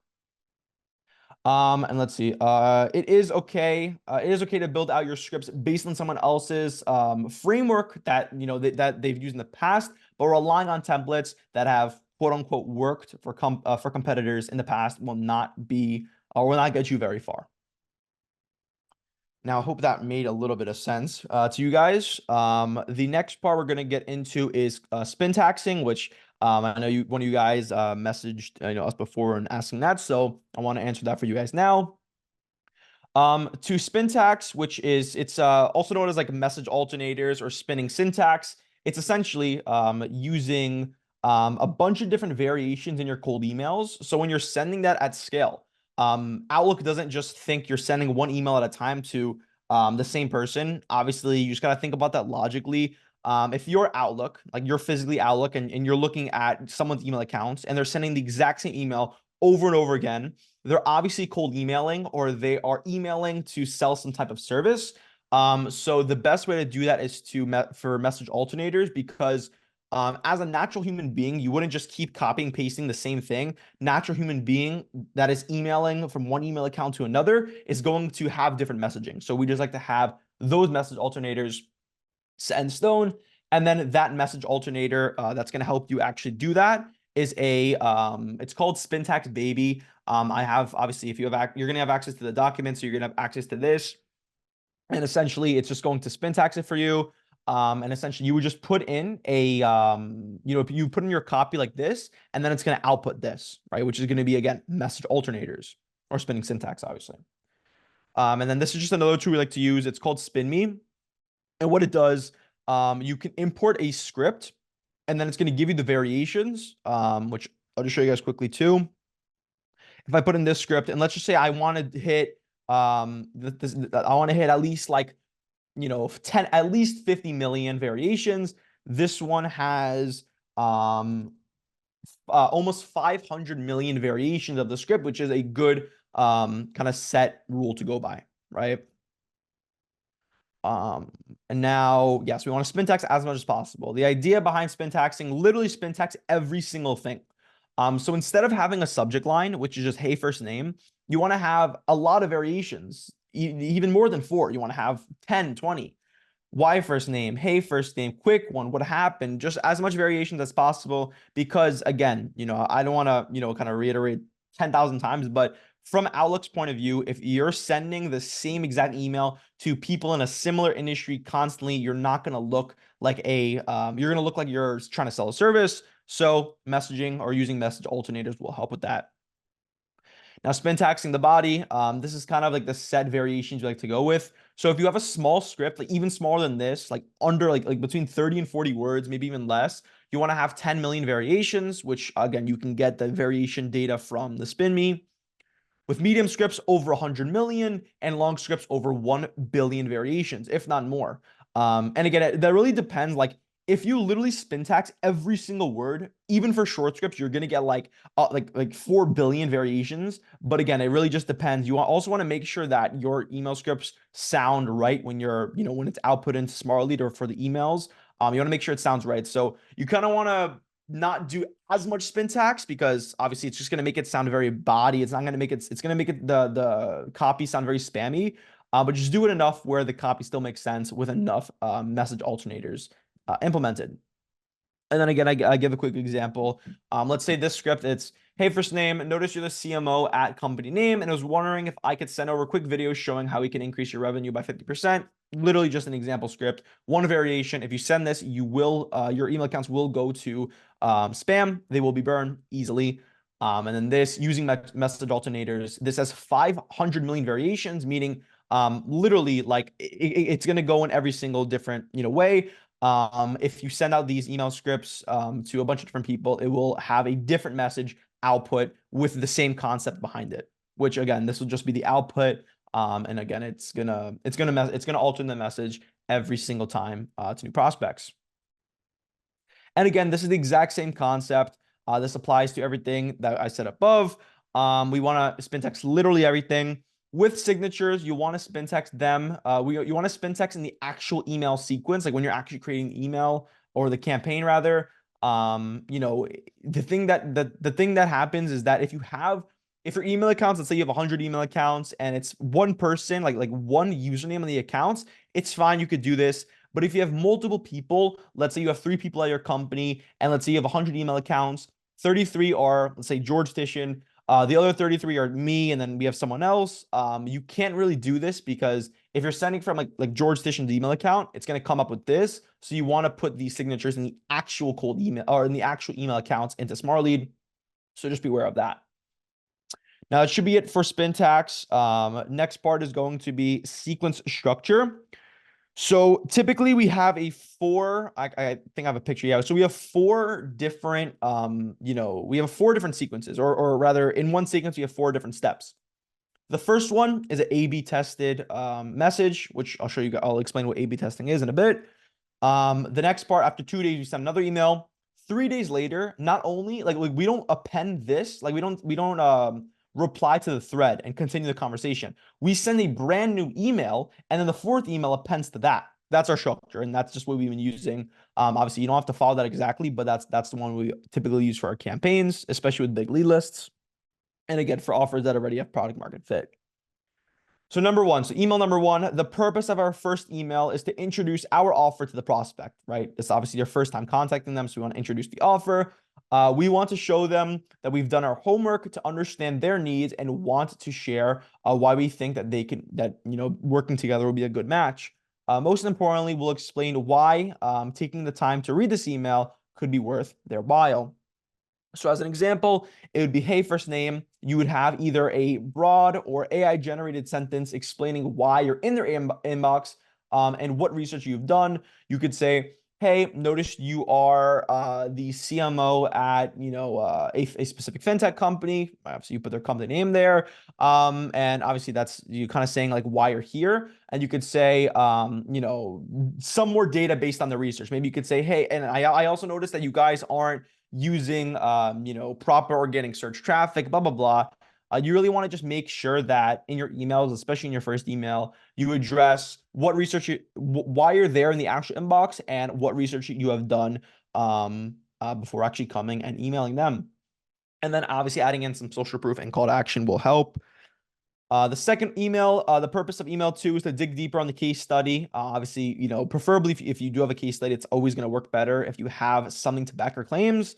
You want to dig deeper on that for the second email. I typically make a very similar email to the first one, so I'm just going to still use AI generated first line, but I'm going to go over the very relevant case study I showed in the first email. Again, that's kind of like a story. You kind of want them to see the first one. If they don't answer, they can go to the next one and say, okay, let me look at the first one. Okay, I'm gonna talk to them. That's the idea.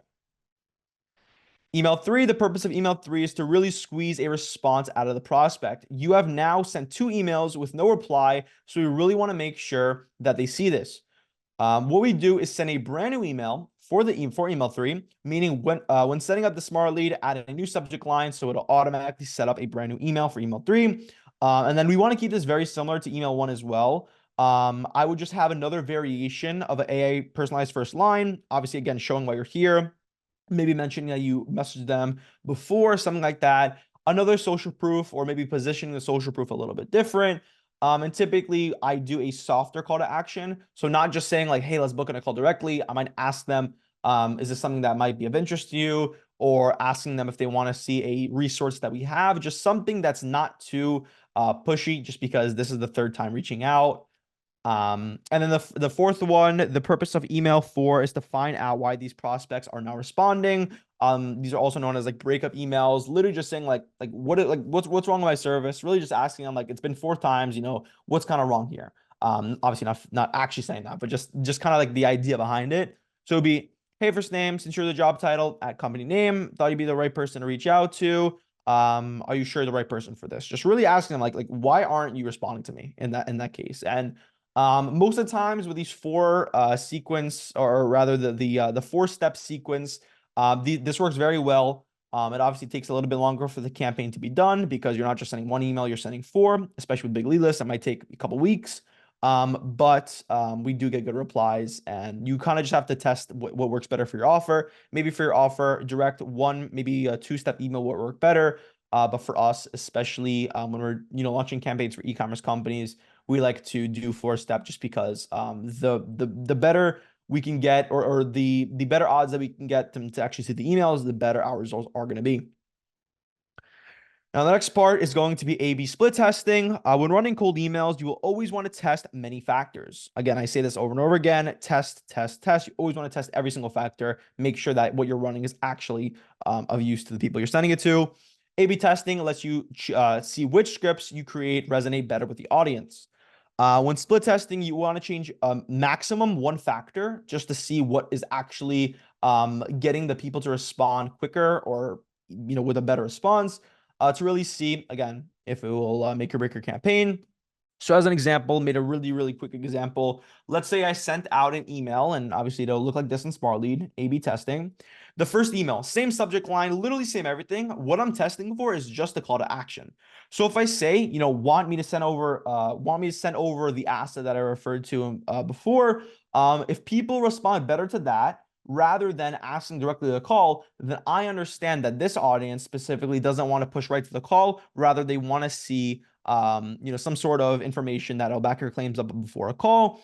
If you're testing out this email, it literally exactly the same, but people are responding better to this, or they're gonna book in a call with you, a lot quicker because of this, I guess, call to action, or this test, then you understand that with this audience, with this targeting, you want to go and ask directly for a call. It's really just about testing. And again, as I said, I would run this campaign, and judging by the results, I would use the call to action for my upcoming campaigns since it's tested and works for your specific audience.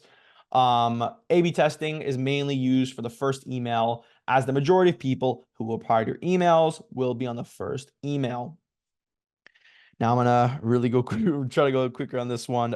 Angles. So this is where you can be as creative as you want. Testing different angles lets you know what people respond better to, and is overall a new, better way to position what you're selling. We are going to go into some of our favorite angles to test, the ones that have worked great in the past. These are not in any particular order, not by 1 to 8 or whatever. It's just kind of the order I said it in. So the first one, I mentioned this before, this is the poke the bear angle. So this is when we ask a specific question that digs deep into the prospect actually reading the email. This is a question that gets your prospect thinking about their current circumstances and if they should use your service to change that current circumstance. So let's just say, I gave this example before, if we are offering warehouses to store products for e-commerce, food and beverage e-commerce companies. That's a big problem. People run into cramped inventories every time, or all the time rather, and they can't fulfill on the orders because they don't have any inventory to store their products. So instead of saying like an open-ended question like, hey, or how are you guys storing your current food products? The answer is very open-ended, right? They can respond, yeah, we're doing this, we're not doing this, we are doing this, and it's very open-ended. Instead, you ask a poke the bear angle, this is just a different angle you can try out in your intro, which is saying, what are you guys doing to never run into cramped inventory for your food products? So they're going to read this and they're going to kind of visualize what's happening. So they're going to say, what am I doing to never run into a cramped inventory for my food products? And it's going to get them thinking about their current circumstance. And obviously, they're going to want to understand your offer a little bit more, because they're going to start understanding that they actually have this problem and you can fulfill on that problem, or you can, provide the solution to that problem. And as I said, the idea is to get them thinking and work with you for the solution. Next one is problem sniffing. This angle is used when you use some sort of research tool, whether that be AI, scrape data, technology filters, etc., to find something wrong and bring it up to the prospect. We've used this in the past for e-com brands on Amazon and scraped their bad reviews to see complaints on their from the previous customers. So using AI, we scraped the people that left under 2 reviews, which is obviously not good. And we can see what the customers didn't like. So you can bring it up in email and say, noticed the person, let's say John Smith had, and you would import the problem. You would say, noticed that his order didn't come in, or his order came in 4 weeks late. And we can help fix you this by getting you access to a 42,000 square foot warehouse and something like that. So that's just, again, just bringing up a problem that's directly kind of just happening in their company currently.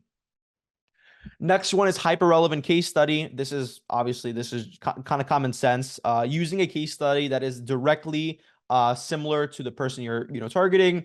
So let's just say if we're targeting let's say if we're targeting Leadbird, right? Which George gave that example before. It's another lead generation company. So if we're targeting them, we would say we helped Borks, which is our company, which is another lead generation agency, add an extra $100,000 in monthly revenue.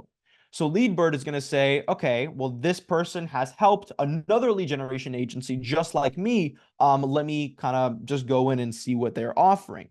Obviously, if we're contacting Leadbird and saying we helped a pet supply e-commerce company with adding 100K MRR, he's gonna think in his head that makes no sense. That case study is not relevant to me. And again, in that case, I would just not have a case study at all. The best way to format or kind of just implement a case study into email is making it hyper relevant to the person you're sending it to. Next one is lead magnet. George covered this. Obviously, we had a whole section on it. Or we're going to have a whole section on it. But we have amazing results with this angle. And it really does make perfect sense. Why? We are essentially offering obvious value to people that people can take and use for the business. This is essentially plug and play value that people can just take and use to increase the revenue, increase whatever they're trying to do. Obvious value is value that is so valuable that prospects can physically not say no to it. Some examples of this would be free ad creatives, free email templates, free blog creation, etc. The idea behind this is that you are providing value for free that people can just plug into their business and make more money from it. So I have an example, which I did post on Twitter as well, which I thought was a really good idea for anyone that's doing e-com copywriting. So you can say, hey, first name, let's say we're targeting face and body care e-commerce companies. Hey, first name, do you mind if I reactivate your current email list to squeeze a few extra sales this month for totally free? So the e-commerce company is going to read this and say, yeah, why wouldn't I go with this person to reactivate some people in our email list? Again, it's totally free. And again, you can go in and use, if you can kind of see by technology filters if they're using Klaviyo, meaning they are doing something as far as email marketing, but maybe they're just not doing as well. So you can come to them and say, listen, I can do this for you. This is obvious value. They're going to say yes to this if you can provide it to them. And this really just helps if you don't have a good amount of case studies, which again, as George mentioned before, which is the best way to get clients. Opportunity cost. This angle is made to show how much a prospect is missing out by not implementing your service. The idea is that your prospect reads your email and realizes that they are wasting time or money, and your service can help with fulfilling that void. So again, example for e-com companies on Amazon, which would be an email opener. Hey, first name, you're missing out on about 14 sales per month by being on page 4 and not page 1 on Amazon.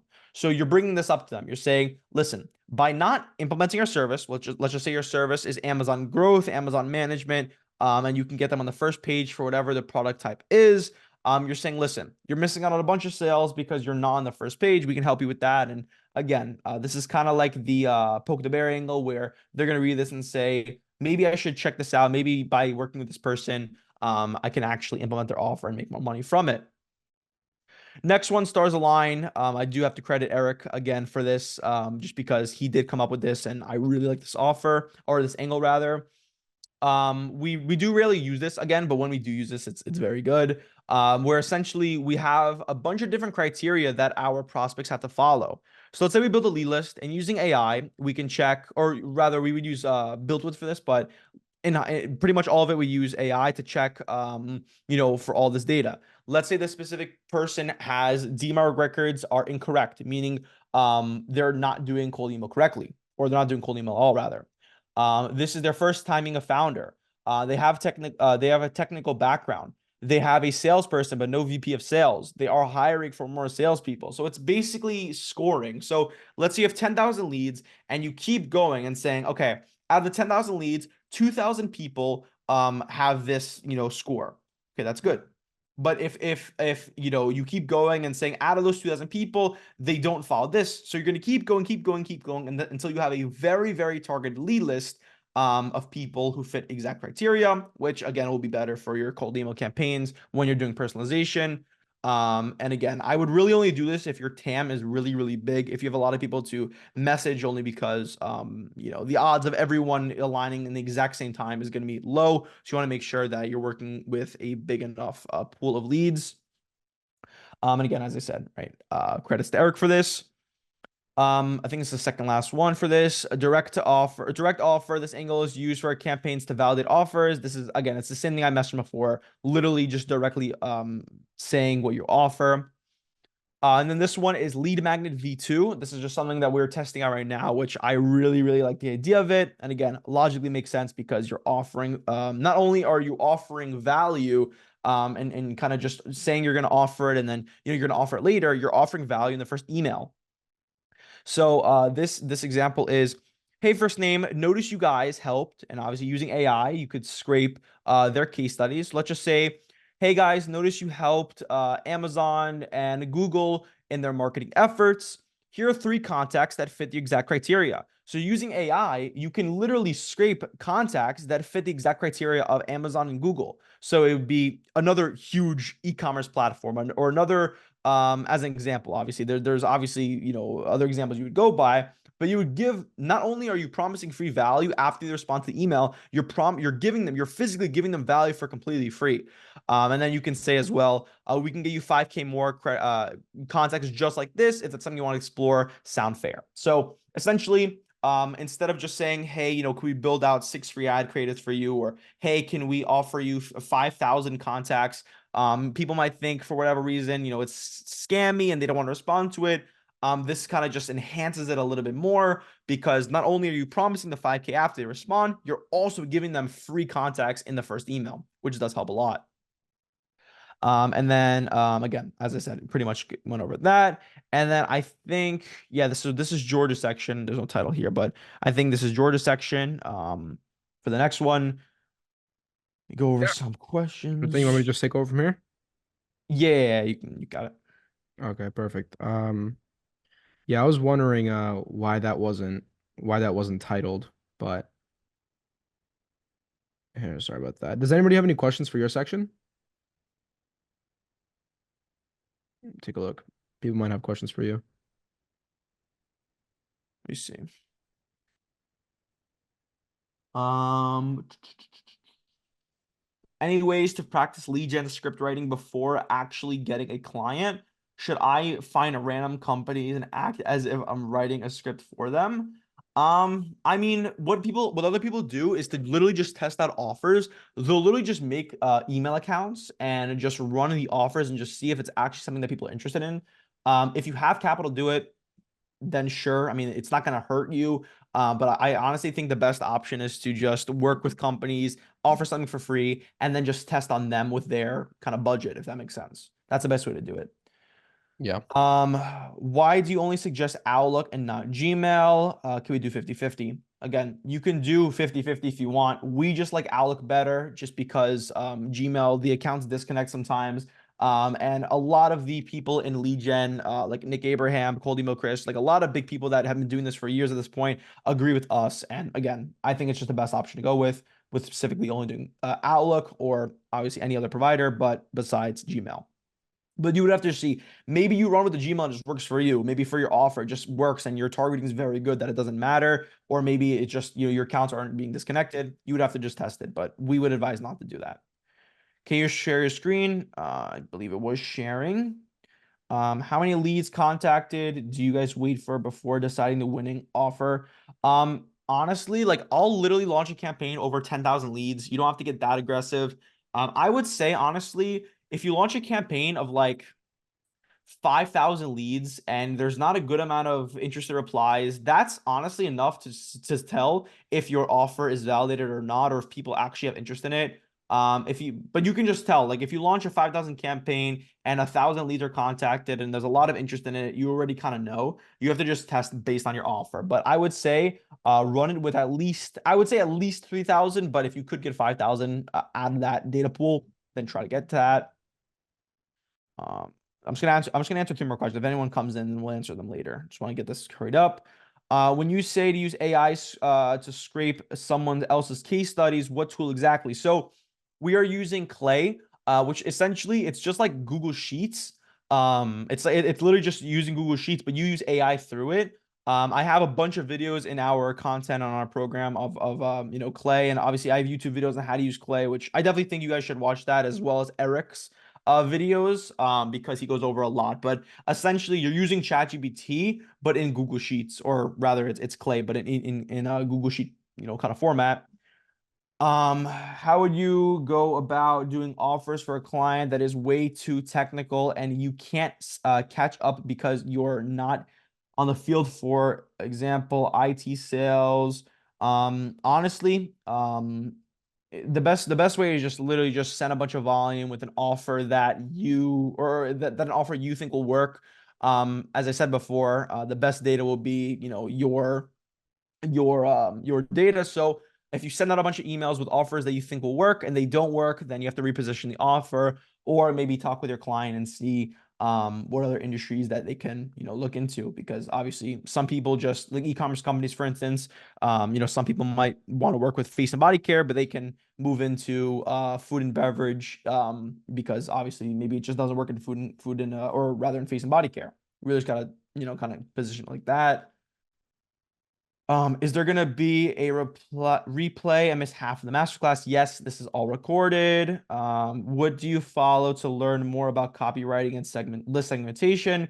Um, Honestly, if you want to learn about copywriting, script writing, anything like that, two things.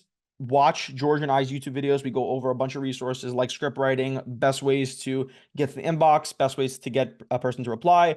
Watch the videos in Lead Academy if you haven't already purchased. Definitely watch all those videos. It's like around 10 hours of content. So definitely watch those. And again, if you have any questions as far as your scripts, if you don't know if your scripts are good or not, you could message, or you could send them in Lead Academy, and either us or one of the people, or one of the lead generation agency owners will respond with a response. And that's pretty much it. I'll let George go now. Okay.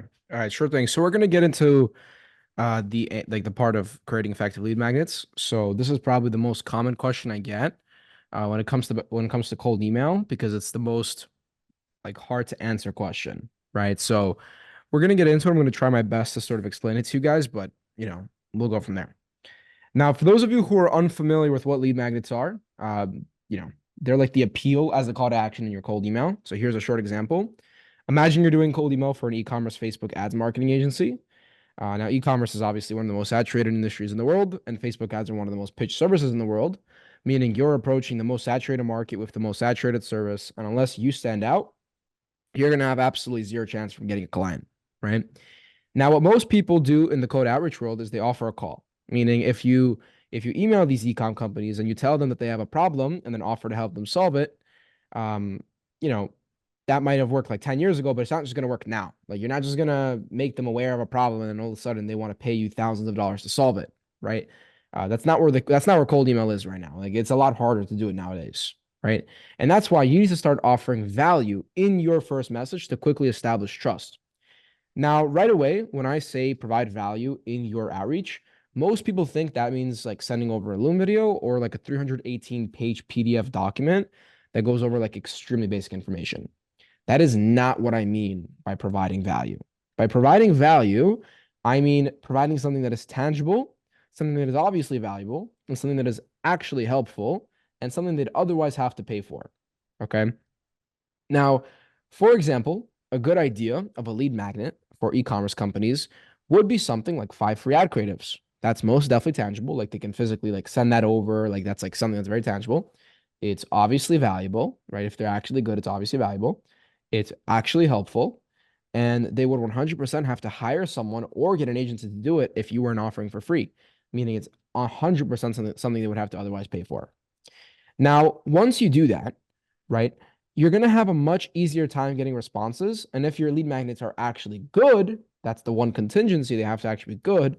You're going to establish trust very quickly and then have a much easier time asking for a call. Now, what's the problem? Like, why doesn't everybody do this?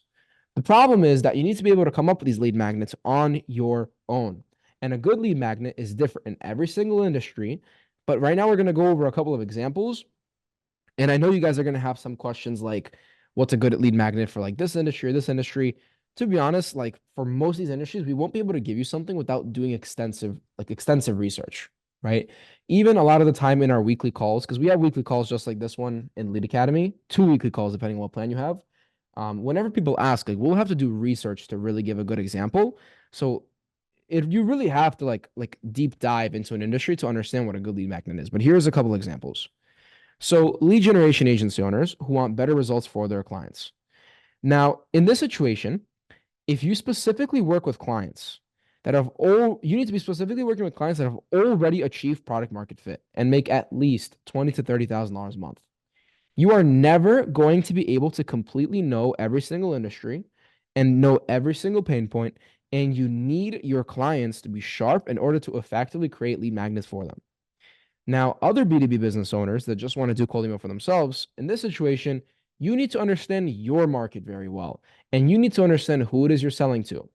This is the same reason why a lot of the most successful agencies in the world started off by solving a problem for themselves that they previously had, but for other people, right? Because they understood the problems they had and they understood exactly what it took to navigate that problem.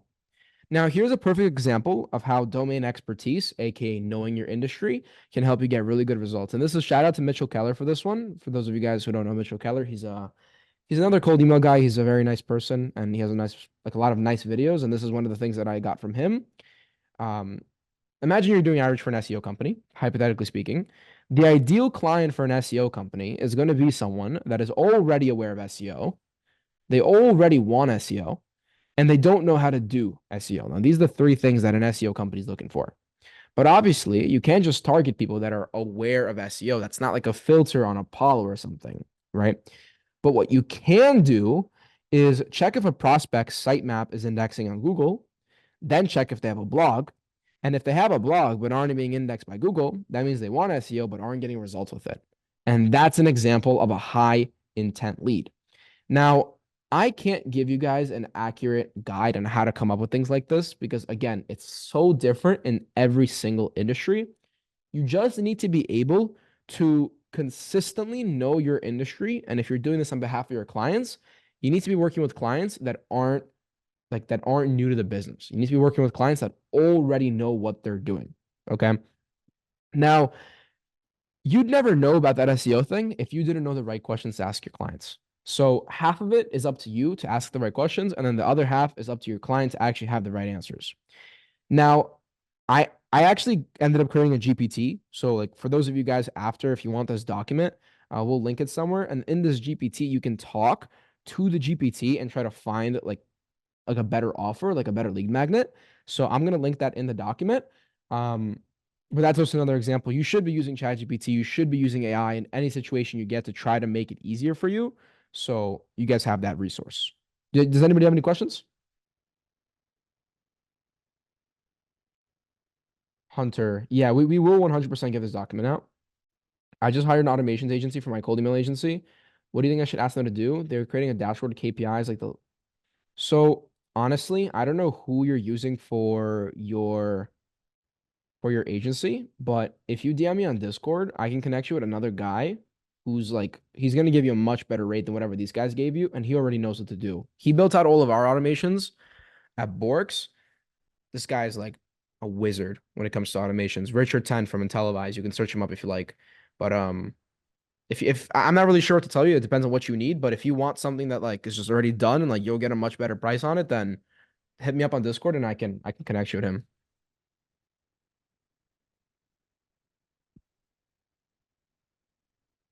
Yo, Tyler, I don't think your sound's on. You don't hear me? Oh no, you just weren't speaking. Okay, here, All just right. go ahead with that one. All right, cool. So setting up a smart lead, second to last part. Let's finish this up very quickly. So setting up your email campaigns in Smart Lead is a very straightforward process. If you follow these settings and rules we go by on every single campaign, So I'm going to go step by step to show you the process we take for a full campaign. Since you guys already know about the warm-up process, which we went over before, so this would be like post or like on the like the 14th day. So now you already went back to the 30 emails, warm-up emails per day, right? For Outlook accounts. Now, when you are actually setting up a sending volume, this is going to be before you launch your campaign. You want to set up your sending volume. And again, you want to set it up. Let me see. One second counts. Go to the general section. And I think the actual picture just got deleted from here, but you want to go to, there's going to be general section, and then you will actually, put up your settings, which will be the, excuse me, which will be the 10 per day, with the sending. And then obviously you would scale that up as you go. As I said before, 10 per day with cold, and then you would go and, you would do 15 per day after 2 weeks with lowering the cold by 5, keep going until you are even at 25 warm, 25 cold. Now for Outlook accounts, let me see. Actually, it's right here. So we have the 30 warm up, and then there you go. So we have 10 messages per day, 3-minute minimum for each account. And then you have your custom tracking domain as well for open rate tracking. Now that we have all the accounts already set up, we're going to actually go ahead and create the campaign. Once you're in Smartly, click on create campaign in the campaign section. And then when you import your lead list, it has to follow this format. So it has to be first name, last name, email, company name. And obviously, depending on what you're going to be using for your campaign, sometimes you don't want to always use company name, but typically that's what we have. And then any other variables you want. Let's say, for instance, you have another variable where it's like the job title. So you would just put like job title here, and then it would import, and then you'd import that into Smartlead. Now, upload your email scripts after you imported your lead list. When uploading your email scripts, make sure to add them with the spin tags already, which I already went over before, with the subject line, body, and signatures if applicable. And then make sure you follow the set structure that we have. Obviously, you can go whatever structure you want, but if you want to use the structure we have that resource here. And then obviously make sure, something that you guys got to make sure is that when you're actually testing or actually seeing the email accounts after you press save and next, you really, really, really want to make sure that the email scripts make sense, because sometimes when you guys put in the spin tags, from ChatGPT, obviously ChatGPT is not always that reliable, so it doesn't make sense sometimes. So just double check before you launch your campaign, because obviously these messages are going out to over 2,000, 3,000 people behalf of you or your company. So really want to make sure grammar's right. Sit down, take 20 minutes just to double check. And now once you have that set up your settings, select the email accounts that you have warmed up for the past 2 weeks with the sending volume that we have set prior. And now you're going to be able to schedule your campaign. So now we're going to set up the time and frequency of the emails being sent. Choose a time zone that you're in. For us, we are in the EST time zone, so it would be America or New York. And then we typically just send out between Monday and Friday. I mean, I would advise you guys to do the exact same thing. Big companies or companies in general aren't, working on Saturday and Sunday, so you wouldn't want to set that up. Now we're going to set up the time in which we're going to send it. Typically, we do 9 a.m. to 6 p.m. Those are working hours, but we like to, kind of have. And then this really depends. This number depends on how many email accounts you have. For us, if no matter what, if we're sending out 10 emails per day, we want to set this for the math to make sense. So for us, it's 50 emails sent out every 10 minutes, and the math checks out that it's 10 emails would be sent per day. So you just want to make sure, let's say you're sending out 15 emails per day, then you would change this number, and then it would have to match up on the 10 to 15, right? And obviously that's what I said here. Now you want to set up the time and maximum leads. It can be messaged. To be honest, you could set this as like 10,000. It won't go over the amount you sent prior. Like it won't go over this amount. But I just like to set it as the cap number just in case, again, if there's warm up or follow up emails or whatever it is, just set it up as the max, set the time of whatever you want to schedule it for. Now, these are just your last minute settings. These are going to be in the top right. It's going to be a little settings icon. You really want to make sure to have these all set. You're going to want to set your campaign name just so you can understand what it is after you launch it. As we said, right, obviously you don't have to abide by these exact rules, but we don't track open rates or track links. You guys might want to click on this because, it looks like good to obviously click on because it's going to boost your deliverability. But if you click on this, then you will not be able to track open rates because this is going to send the emails without HTML. But if you don't track open rates, it's going to add HTML to the email. So just don't click that if you want to track the open rate tracking. Set this to 50% follow-ups per day, 50% leads. A lot of people have different opinions on this. If you have a lot of volume and your accounts have really good deliverability, you want to go to 100%. For us, we just keep it 50-50 right now. If anything changes, obviously, we'll send that update in Lead Academy. And I want to go over this too, which I think I have a good explanation. Yeah, I have an explanation on it with the AI categorization. So as you can see, we keep the AI categorization on. So when the data gets sent from the master inbox, like into the master inbox, it categorizes it as interested, not interested, and out of office. So like Smart Leads AI will automatically categorize it for you. So instead of getting a bunch of emails with 0 tags, essentially it's going to tag it for you, and then you can understand where you can send over the different kind of just leads with tags. This helps a lot since if they're out of office, instead of like you wasting time and reading through the emails, seeing if they're out of office, it'll just tag it for out of office. And then if you have a subsequence already started, it'll just automatically go to a subsequence. So it's extremely, extremely useful to have that on. Obviously, there's other ways to do it. You can import your own AI and whatever it is, but for now, we're just using the Smart Lead one. And then again, PS, once you launch a campaign and start to notice that your bounce rate, which your bounce rate is the emails that were sent to invalid email inboxes, gets over 2%, stop the campaign. Make sure to re-verify because that's pretty high for a campaign. Obviously, this depends. If you send out like 100 emails and it's 2%, you wait a little bit more just to kind of see. But if it's going to continue to stay at that bounce rate, meaning it's sending to emails that maybe you just didn't verify or maybe you forgot to verify, redo it because that's going to be pretty high. Honestly, anything over like typically people say like 3%, but once it starts to hit the 2 amount, that's a lot. Typically we have like around like 0.2%, 0.3%. Also, if you're experiencing under 2.5% reply rate after 30 days of running your campaign, your account will most likely burn. Obviously, this can be a bunch of factors. But let's say that you're experiencing a little bit low reply rate in the beginning, maybe, and then it gets a little bit higher. Maybe that your targeting in the beginning wasn't that good and whatever. But if it's going to consistently stay below 2.5% or around that area, your accounts are probably burned because it's a very low reply rate. And then what's it called? Make new ones.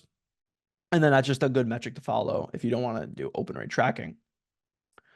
Now, the next part and final part is going to be inbox managing. So the inbox managing process is one of the most important things when it comes to having a successful campaign. You do not only have to make sure that you're responding with valuable answers and answers that are applicable to what they're asking or responding with, but you also have to respond quickly to never let the conversation be forgotten. So our simple hack to perfect inbox management was to migrate all the responses into Airtable. So this is our own interface. This is Airtable. This is what Richard 10, which is what George mentioned before. He is our automations guy. This is what he created for us. And essentially, every time the person comes to Smart Lead and the lead comes in, they get tagged as interested and they go to the interested section. If they get tagged as not interested, they go to over here. If I can zoom in.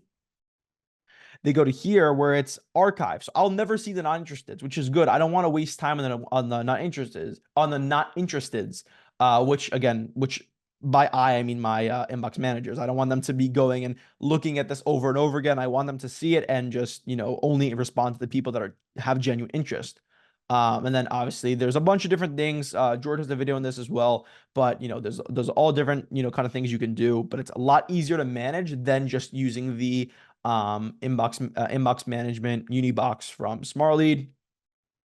And then I wanted to show you guys this too. Every single time we get a positive response, the idea is that you want to respond very quickly. You want to respond under 3 minutes, under 5 minutes maximum, to get that instant reply in, just because we've tested this before where we waited 15 minutes to an hour, and the conversation just pretty much goes stale, and you have to keep following up with them. If you respond right away, they're already on their phone, or they're already at their desktop. They're obviously in the mood to keep answering replies, so you want to respond to them really quickly. That will definitely increase your booking rate. And then every single time you pause reply, this gets my team gets a notification in Slack to reply as soon as possible, just so they don't have to keep hovering over this all day. They just get notifications on their phone, head right to the inbox manager and reply. And then again, this is all credits to Colimo Chris. This is just a little picture of his framework that he uses. So every single time someone gets tagged as out of office using the AI tag or the AI in Smart Lead, they're going to get sent to an out of office subsequence. Every single time someone asks about the pricing or anything like that, either the AI, typically we don't put the AI on for this, for the more info tag. Typically our inbox managers will just tag it as more info, and either us or our clients will respond, just because sometimes there's different questions as far as pricing that inbox managers or even us won't know about 100%. Our clients will know that because obviously they own the business. Interested, obviously respond right away, and then send asset or whatever you promised in the beginning email, and then book the meeting. So that's kind of our structure we follow. And as you can see, our AI through Smart Lead automatically categorizes the lead as out of office and sends it to subsequence. We really want to make sure that we are responding to prospects within 5 minutes. If we can respond under 3 or at 3, that's ideal. But the quicker they respond, the better results you're going to get. I also advise you guys to look into a similar inbox manager setup that we have. I would advise you guys get this done if you have between maybe 10, over 10, maybe over 15 clients, just because it's a lot. There's a lot of manage with that many clients. And that's why we got it done, obviously. And if anything less, I wouldn't really even really look into it. There's not that many things to, kind of manage in your inbox. But if you are dealing with a good amount of clients and want to just make sure everything is all categorized in one area, definitely get this inbox manager built for your agency. And that's pretty much it for that. And yeah, that's pretty much it. Yeah. Okay. I mean, that was a quick four hours. So, that definitely went a little bit longer than we originally expected. For everyone asking, is this recorded? Will you get the document? It is both recorded and you will also get the document. This video is going to take a couple hours to process, so it's not going to be anytime like soon. I'm going to have to give it a couple hours to process, but I'll send it over later today.